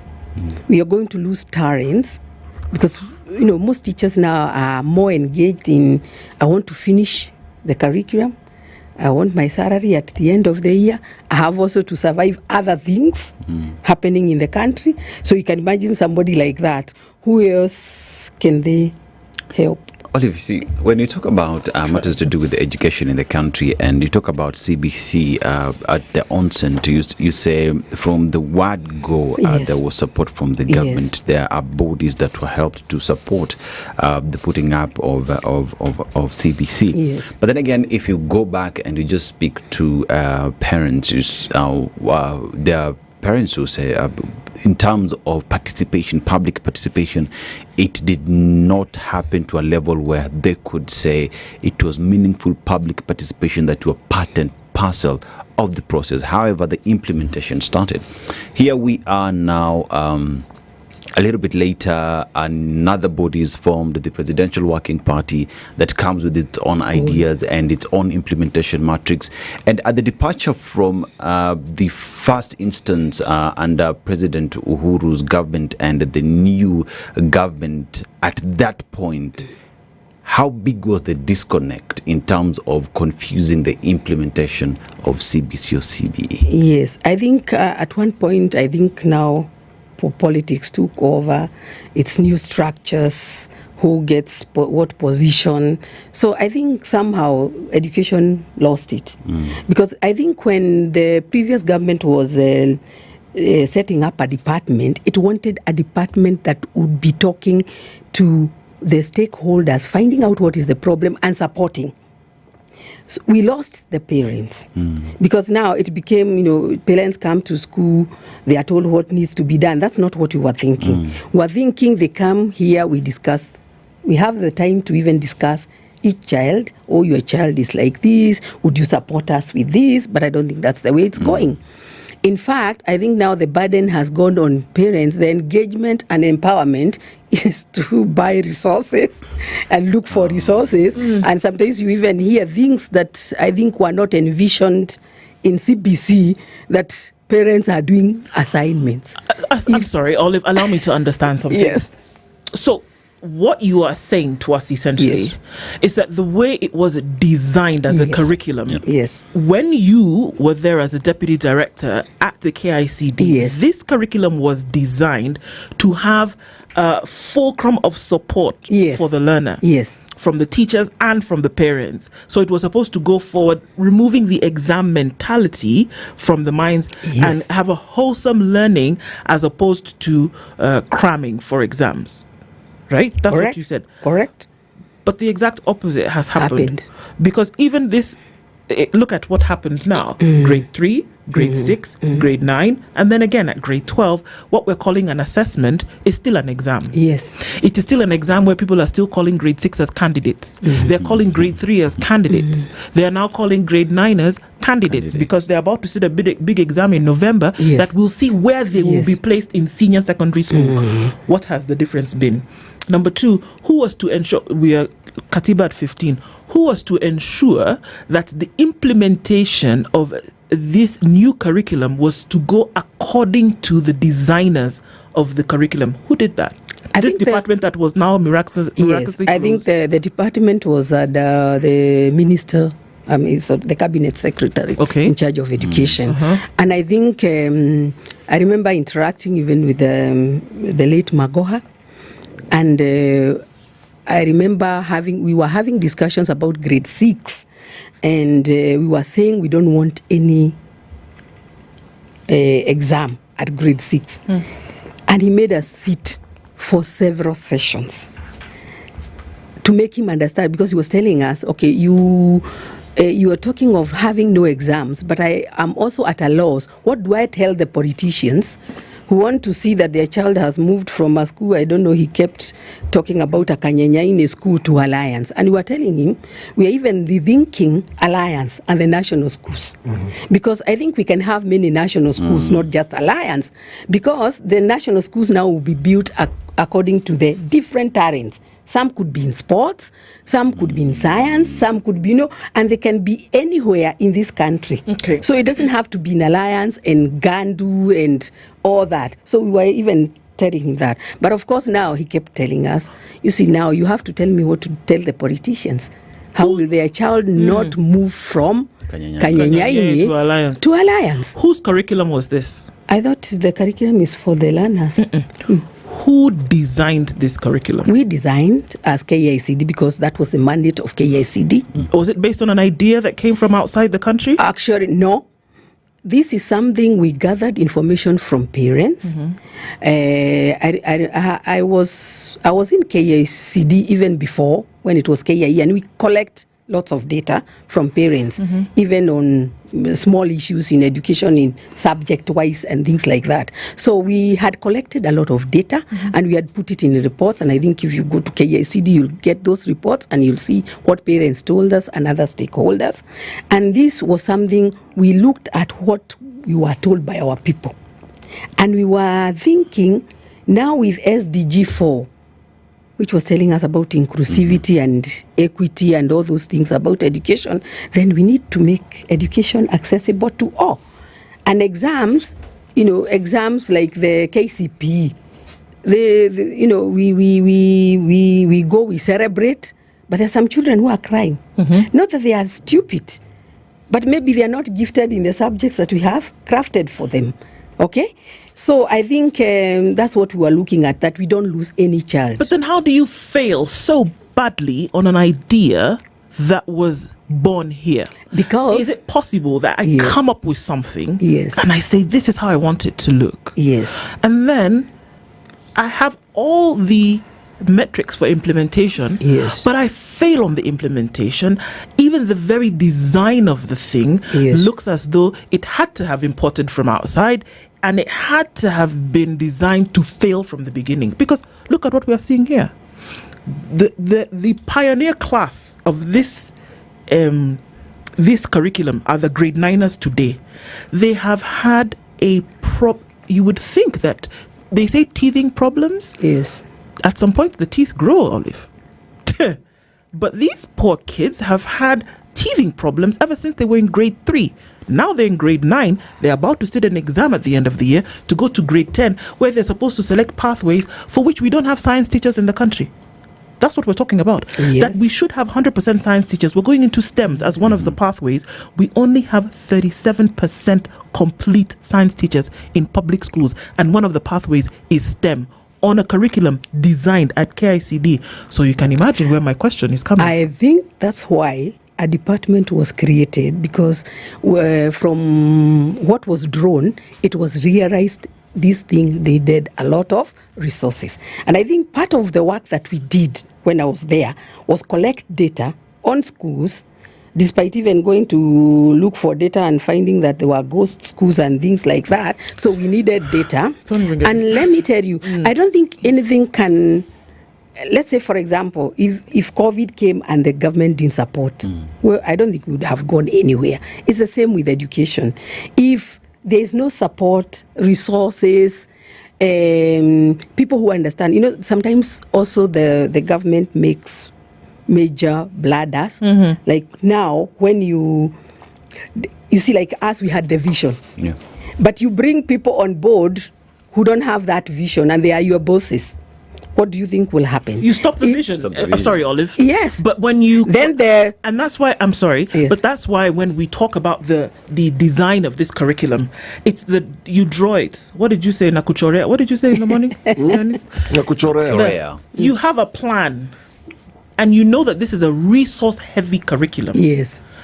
And that you can see, okay, these guys, in the beginning, even before anything happened, there can be, that's why you have guinea pigs. Yes. You try the thing out, it doesn't work, you can decide to go ahead with it or you leave it alone. This is a resource heavy curriculum. Yes. Whereby at the time where this curriculum was being established, there was still money owed on capitation. Yes. What did that say? That there was already a resource problem, and then we are bringing in a resource heavy curriculum. How did we expect that it was going to happen? So my question is, why did we go ahead with it? And that gives rise to the suspicion that it was not a Kenyan-born curriculum. I think the feeling that it was not Kenyan, that is for, I think I'll leave it to the ones who feel, because I was in the center of it and I know it's Kenyan. And resources, you see, countries can get resources. You get support even from other countries. You get resources from well-wishers. This country, I believe Kenya is a very rich country. Very rich. It's only that we squander the money. Even when we drew it and saw there is the kind of resources that were there, we felt this country can do it if they value education. Just the same way they did with COVID. You can remember, when COVID came, we didn't even know where to start. We thought people are dying in Njeri, where they are very developed. So we were thinking now we'll die in millions. We'll die like flies. We will die like flies. But we didn't die because there was somebody there who decided to carry us along, tell us what to do the hygiene measures, You remember how we went through it? So we would get a talk, would be told, do this, do your masks, wash your hands.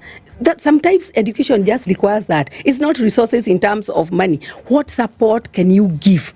Like, for example, we were there, supporting parents, going out. You know, many times I went out to do work.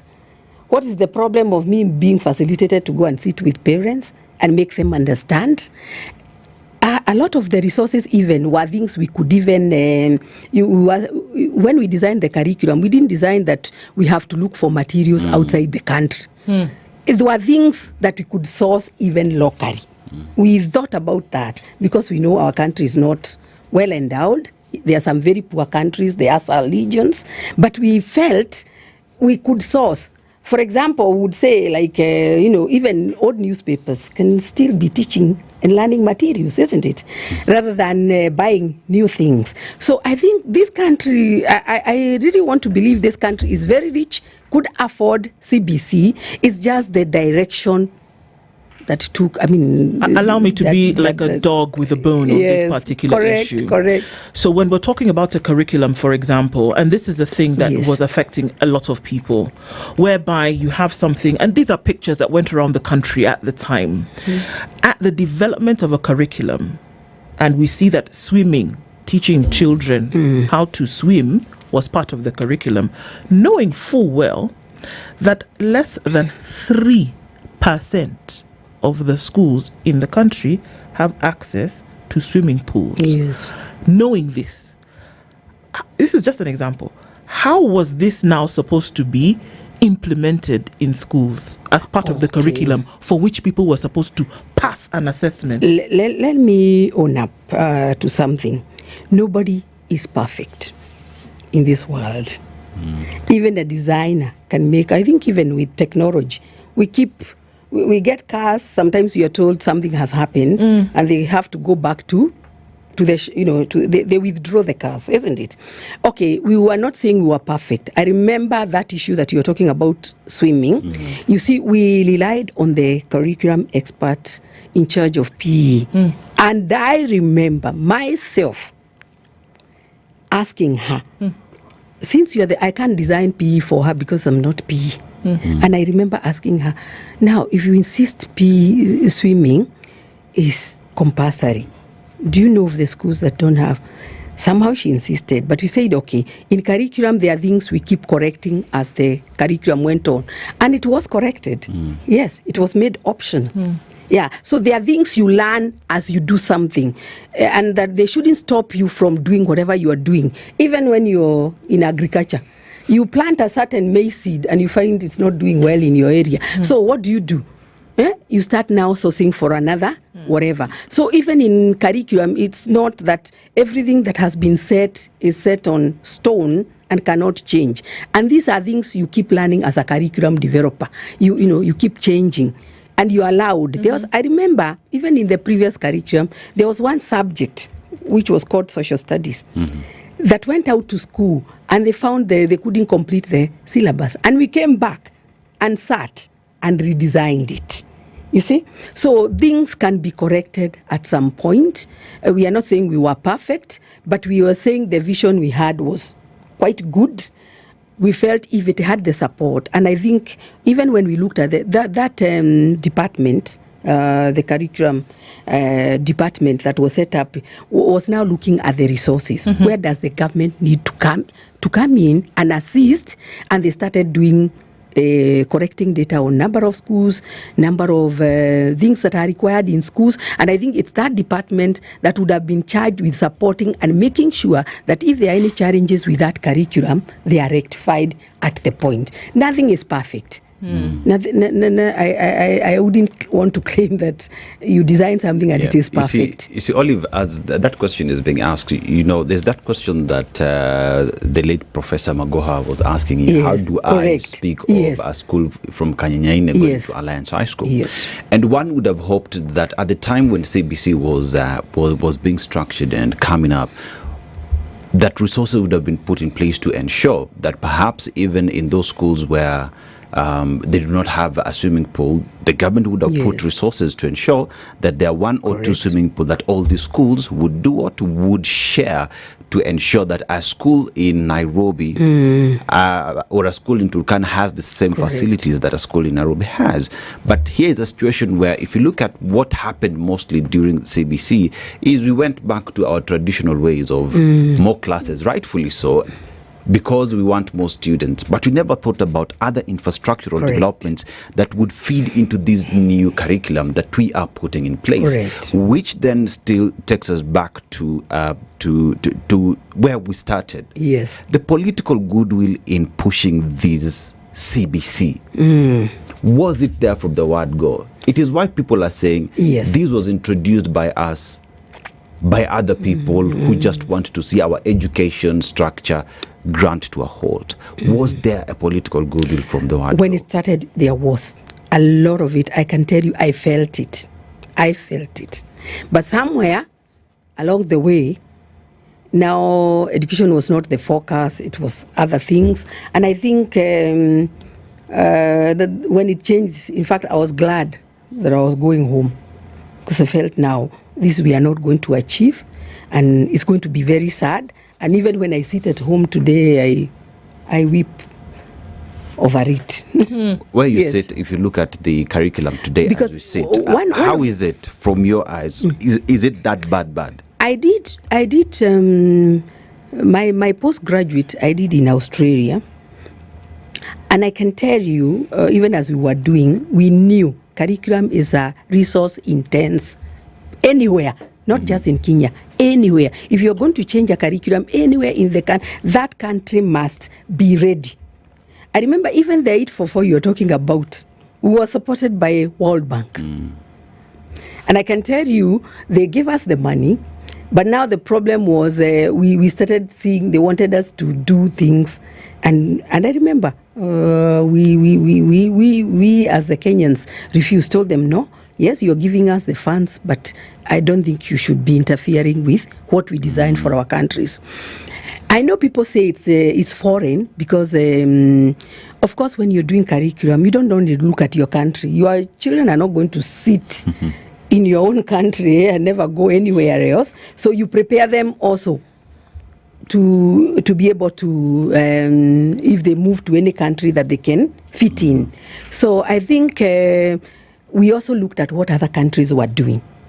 And of course, what other people have learned, the educationists have learned about education. So we could have some influence that's a bit foreign, but not necessarily that it was forced in. It was, we looked at it, yes, it can fit. Okay? For example, you might want to look at the structure. You don't want to do a structure that your child cannot fit in another country. You see? Or you'll have to think about, do they need to bridge? Do they need to do this? So we compared that. But basically, we relied on the African countries, maybe learned from Western countries on how they did it. But I think mainly it was our doing. It's the political goodwill is very important. It can undo even the best thing. Political. That's what I can tell you. My problem is, if there is no political goodwill, nothing will work. Because they always get a way of showing you that it is not important. Okay? There were I remember during the rollout, there are several issues. Yes. And criticism. Yes. Both from teachers who are saying, look, we were not trained on this. Yes. Or if there was training on a few teachers within a school, it was rushed. Yes. There was also the question of parents then saying, look, this thing I think is being imposed on us. We've not been involved to understand what this is. And I remember the initial stages, and this is to now ask the cost burden. It's a question of the cost burden on parents. Initially, I remember children will go home, and you'll see these very funny video clips that parents were filming and sharing on social media, where a child is asked, ukuje na nguo ya harusi. So there was going to be a wedding the next day. Yes. So the parent has to figure out, where do they get a white dress? And it's 6:46. Yes, this is in the evening. Another one was a parent who was being told now, the child was saying, tuliambiwa na teacher tupeleke pesa ya gazeti shule. So the parent has to look for newspapers, newspaper cuttings where there is money, like on this page I'm seeing here, where there is money. Cut that and then take to school. Yes. Then there was another one where students are told, kuja na nyanya na kitungu. Na kuku. Na kuku. So I mean, there was so many variations to these things, to the extent that now parents were saying, look, this thing is burdening us. Already the economy is doing so badly. But you've introduced something to us that is so new. And as much as it is good, but there is a cost implication on our side. We were not prepared for this. And this used to happen every evening, where mzazi anashtuliwa, this needs to kutafuta kuku. And so there was the element of equality. did it measure schools that are in an urban setting and in a rural setting? There are things that in an urban setting you can never find, or it will be difficult to find. Or if then you move to a rural setting, it will be difficult to find. But how many homes do you find where parents are keeping newspapers? We have the privilege of having newspapers here, but not so many homes you'll find newspaper and then try look for cuttings, then bring. Was the high expense of this, I guess you know where my question is heading. Yes. Manila papers, printing, craft items, and all these things, and all these items, were they factored when there was a shift from now, the current, the system that was there before to this new one, financially speaking? Yes. Was all that factored in? I remember when we were collecting the data, the idea was to look at the resources required. But I've also been in schools to talk to parents and talk to learners. Sometimes it's, here is a curriculum. You can interpret it the way you want. For example, let me say my subject is home science. We want them to cook a cake.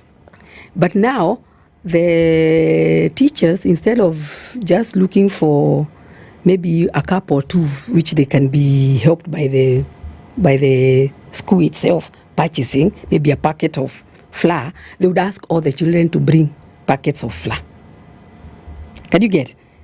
So this was if a class has 40 students, yes, those are 40 kgs. I heard of schools that were doing that. Yeah. So somehow the teachers were not seeing the implication of what they are interpreting the curriculum and the way they are doing it versus what it was designed to do, because all you needed was maybe a packet bought by the school itself, and you demonstrate, and using the same one packet they can do in groups. Okay, but you see now some teachers were taking advantage of asking the children to all bring, we are making a cake tomorrow, so all of you bring. And maybe there was a need for eating cake in her house. And that's why this department was very key, because that department was the one supposed to follow up on these issues and empower parents, collect some of those stories. Like now you're saying about newspaper.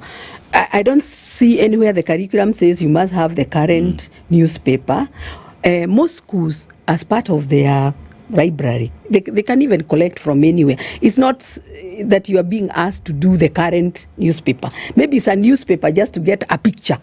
So anything they can borrow, okay? They can have, some teachers do have them in their homes to bring. You see, I think we needed a lot of empowerment on the people, that is the teachers, the parents, everyone else, but I think this didn't happen, and I think that's where we lost it. We didn't empower because I think things just stopped. So did it fail? Yeah, I think too. So we are saying CBC has failed? It's not CBC that has failed. It's the implementation of CBC that has failed. If I'm supposed to do something, for example, if I had a plan for a design for a building, yes, and I put up the building and then it's not functional, and then one day it collapses, didn't it fail? I would say it's not CBC that failed. It's the implementation. So I would think we would need to look at the issues. And I think even as you're building a house, you don't wait until you build the house. I think there's somebody who comes to look at, you set the first courses, were they set right? And I think this is what I'm saying about that department. Anyway, I'm not... I think that's a beautiful point. You know why? Yes. The Ministry of Education has what we call education officers. Correct. Do they still exist? In fact, they need more empowerment than anyone else. For quality assessment and assurance, depending on what is happening under the auspices of the Ministry of Education. Those people exist. Correct. So even that department perhaps was not even going to be, even if the department was shut down, they would have used the education officers around the country to do this very same thing. So that at the implementation, I remember very clearly Amina Mohammed said, guys, hold on for a minute. Let us make sure that this thing is okay. That is why you pilot something. And we all know the story that happened there. Now, education officers would have been able to take on this role that you're speaking about, but for some reason, we see education officers not carrying out the quality assessment and assurance role anyway. I think so. Why would we expect that to be different than with CBC? I want to agree with you to a certain extent because it's not just CBC. Even in prior curriculum. That's what I'm saying. They didn't do it anyway. We needed, and before. that's why, for me, I'm passionate, whether it was that department or another one set to follow. Just like an engineer will follow the building of a structure. Okay? You see, there's an engineer behind, isn't it? To see. I think we needed somebody behind these people to make sure, because I think you've realized with Kenyans, even when we get jobs, all we want is to go have your job, do it from 8 to 10, go home at the end of the month. I don't have to be bothered about these other things, isn't it? So I think somebody needs to follow up, just like we are followed up on issues of corruption. There's EACC. To look at whether this is happening or any other body. I think we needed a body, not necessarily that one that was said, but I'm sure if they would have said this CBC is like this, I think we need a team to follow up on these issues of CBC. And because I remember when that department was said, it was supposed to be talking to the other departments, talk to TSC. I think he mentioned something like saying about the empowerment of teachers. Yes. I remember even talking, I was involved, in even crafting how the teachers are empowered, what we should empower the teachers with. But you see now, we are doing it like, okay, this thing has to be done. So we collect, sometimes I'm told, only we can't afford so many teachers, you can only afford to train 4. So what do you think I would do? So the thing is, there needs to be somebody, and maybe somebody passionate enough to know that education is important. And we need, even if it is to follow our education officers, to follow our teachers, to engage our parents, that one has to happen. I'm telling you, even if you change this curriculum to another one tomorrow. Oh no, it's been called education. It's no longer CBC. It's now CBE. But we're looking at now why they brought in the education was to make it wholesome. Which is correct. Okay, I think that change was quite correct because CBC is just about the curriculum. The whole concept is CBE. CBE. It's education. So we talk about the education. We've looked at the structures that are in place. We've looked at the infrastructure. We've looked at the implementation of the same. But during the transition period, teachers were taken through retooling, pretty much. That's what it was called. And I remember at the time, teachers were supposed to pay for their own retooling. And I know the debate that was there because then again, teachers said, as we went to school, it is the government that has brought this curriculum, take us back to class and retool us. And as we speak, there are teachers who have not gone through retooling, yet they are in charge of implementing CBE, as we call it today. And if you look at the aspirations that you had at the beginning and the changes that have happened over time and the retooling that hasn't happened over during that period, how is that affecting the entire ecosystem of CBE? I like to give this example. We have doctors who are trained. Is it in the years after independence, isn't it? They are still in service, isn't it? What happens? They are called for seminars or they read. Sometimes retooling doesn't mean even setting people aside and facilitating them to go to a workshop or something. It's also even going to the ground. And I think that's what more should have happened. In fact, there's nothing different about the methodology that they are using in CBC from what they were using. It's just to remind them that now, with larger groups, with this kind of practical subjects, you need to go back to how you used to do your So if you are asking them to go back to how they used to do it, why did you need to overhaul the whole system? Sorry, methodology in teaching, I think, doesn't change. Curriculum changes, the content. It's the content that changes. The way teachers were taught, you go, you meet students. If you have a large group, this is how you deal with them. When you're doing practicals, this is how you do. I think essentially has remained the same. But the problem is, it has remained the same. It's the content that changes. Because in theory, my father never learned anything about IT. And now it is here. We have to. In fact, even I, at this age, I'm trying to learn to deal with some AI things, isn't it? So so what we do is help teachers to refocus. The methodology they were taught during training is the same. And I think sometimes it's just having a conversation with them. This is how you do it better. Okay? If you have large groups, if you have this is how you do it better. Not necessarily come and retrain them on what they needed to do. I don't know whether I'm making myself clear. This retouring was about just organization. Can we be meeting these teachers maybe over their holidays? We talk to them, listen to what the challenges they are having, deal with those challenges, tell them how to deal with them. It was nothing to do with you are taking them through another training. Methodology tends to remain the same. Either you lecture people, either you ask questions, either you do a practical. Those things remain the same. It's just you talk to them, you emphasize to them why it is important to change, to use this methodology with CBC rather than what they were using before. Like I remember during it before they would cram books, isn't it? Because the idea is I get drilled to pass that exam. But now with CBC, we are not telling you about passing exams. It's about working and we seeing what you are able to do, and then we are focusing you towards what you need to do for yourself. How long did it take from concept to pilot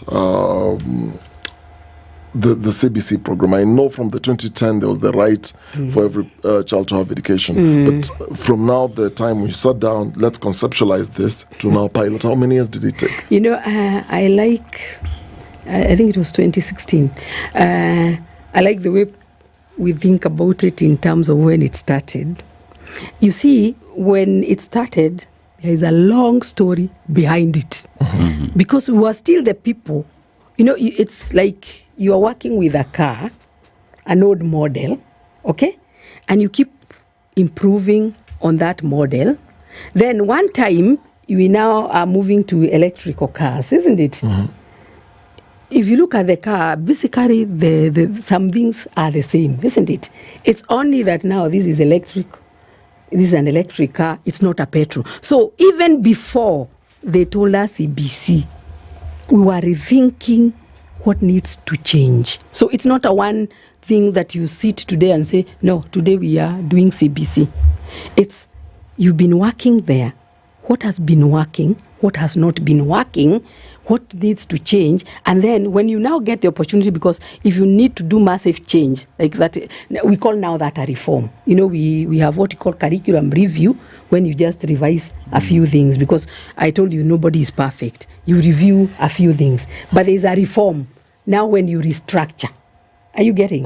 But it is advised by many years, not just that today we thought CBC and we are overhauling it. It is that we sat many years and kept talking to ourselves and saying, I think this is what we are finding. We are losing so many children. The data that is coming from the ministry, children are being pushed out, blah, blah, blah, blah. So the next opportunity we get, and that I think was allowed 2016, is now we sat.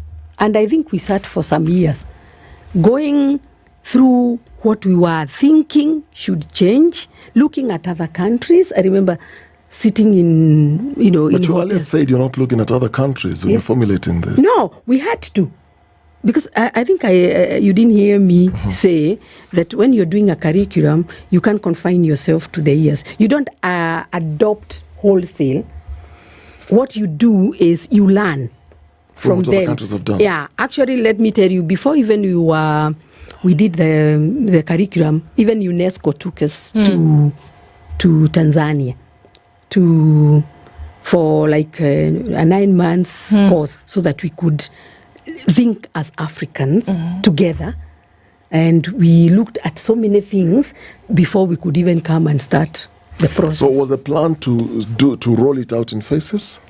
Of course, it's in phases. Okay. No, not in phases like, okay, it was to go into the system year by year, slowly, so that you were, in fact, we drew even the organogram for when now KCPE and KCSE would would be Phased out. Yeah, would be phased out. Yeah. So what would have been the issue? Because you've mentioned it several times now, that there was a review mechanism that came into place, and whereby you said, okay, with what we have, we see that maybe there's an issue here or an issue here. We wanted parents to be more involved. And if we look at the things that are now being done with CBC, those used to be done with 844. Yes. People did home economics, people did carpentry, people did apprenticeship where they learned how to build things out of woodwork. All of those things happened, whereby there was discussion around subject matter. Would it be fair to say that perhaps what needed to happen was a robust review of the current curriculum without an overhaul? I think at some point you can't avoid the overhaul, just like you overhaul even appliances and equipment. I think sometimes you can't, but it is informed by what happens.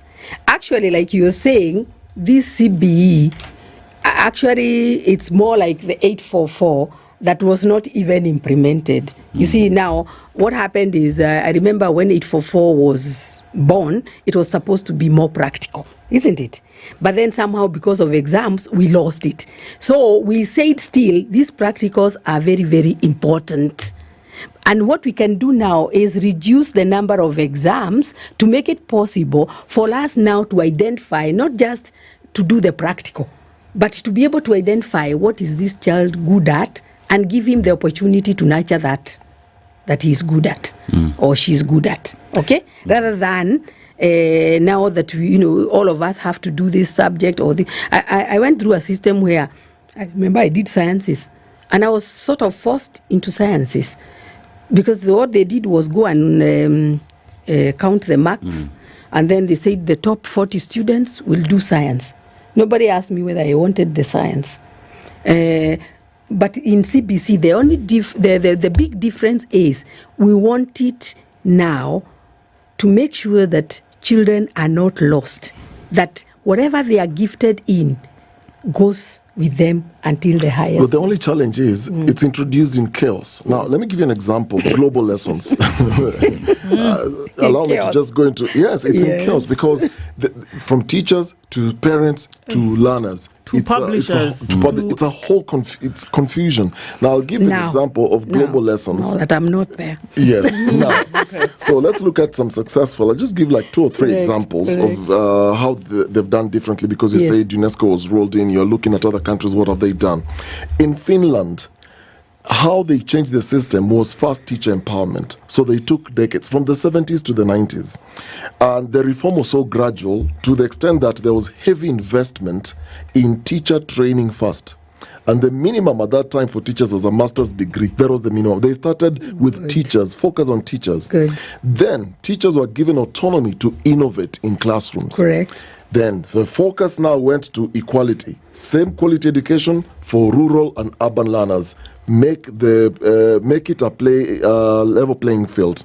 Now, when Singapore, which we love as a country, to give an example of, they shifted from rote learning and to skills-based education from the 1980s, what CBC is trying to achieve. But the reforms there were faced, and this is how they faced. They started small, with very strong political will and monitoring.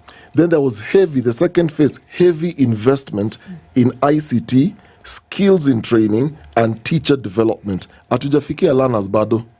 Then the industry linkages, education then was tied to the economy and the realities of the job market. That is Singapore. We go to Rwanda just here. Rwanda rolled out their competence-based curriculum in 2015, but also in stages. Lower primary first, then they looked for partners from NGOs and international agencies to fund teacher training and materials. The focus here is from the teacher. Empower the teacher, create infrastructure. We go to South Korea.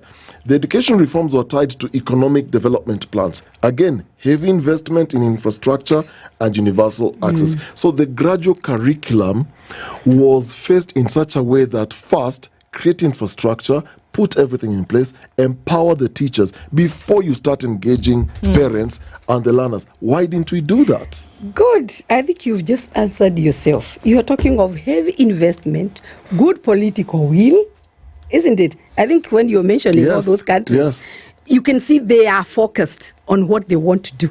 I think that's all that lacked in this country. Nothing else. Nothing else. So there was no focus? Yes. Okay. So we were creating a system. I mean, we are saying, yes, the curriculum should change, but nobody is looking at what are the resources, what do we need to do. We are not following up on those issues. In fact, they're facing, CBC is not even yet into the whole system.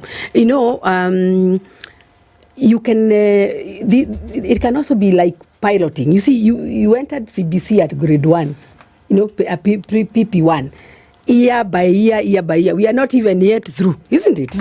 Yeah, so I think what you're talking about, if we could get that goodwill from those countries, a country from like here, Finland, in this country, yes, not from outside, the goodwill from here. Yes, from here. Yeah, that's what we need, and focus on using appropriate personnel and doing the rightful work to support that, and would also be there like those countries. The only difference is, for example, in Finland, the teacher ratio. You go to those countries, you can find a teacher can even help one child. Here we have a different, and those are the challenges I would have been looking at. What do we need to do now when the teacher ratio is like this? I think we've been talking of employing teachers. We haven't employed. We have employed interns. So I think there's still a lot to do. It's a lot That's of support for sure. that's required. And the jury is still out on whether this curriculum is actually working or not. But we want to thank you very much for joining us in this conversation. Olive Mbuthia is a former Deputy Director of KICD and an education consultant, and wraps up our conversation this morning at 3 minutes past 10. Have a wonderful day. Good morning. Thank you.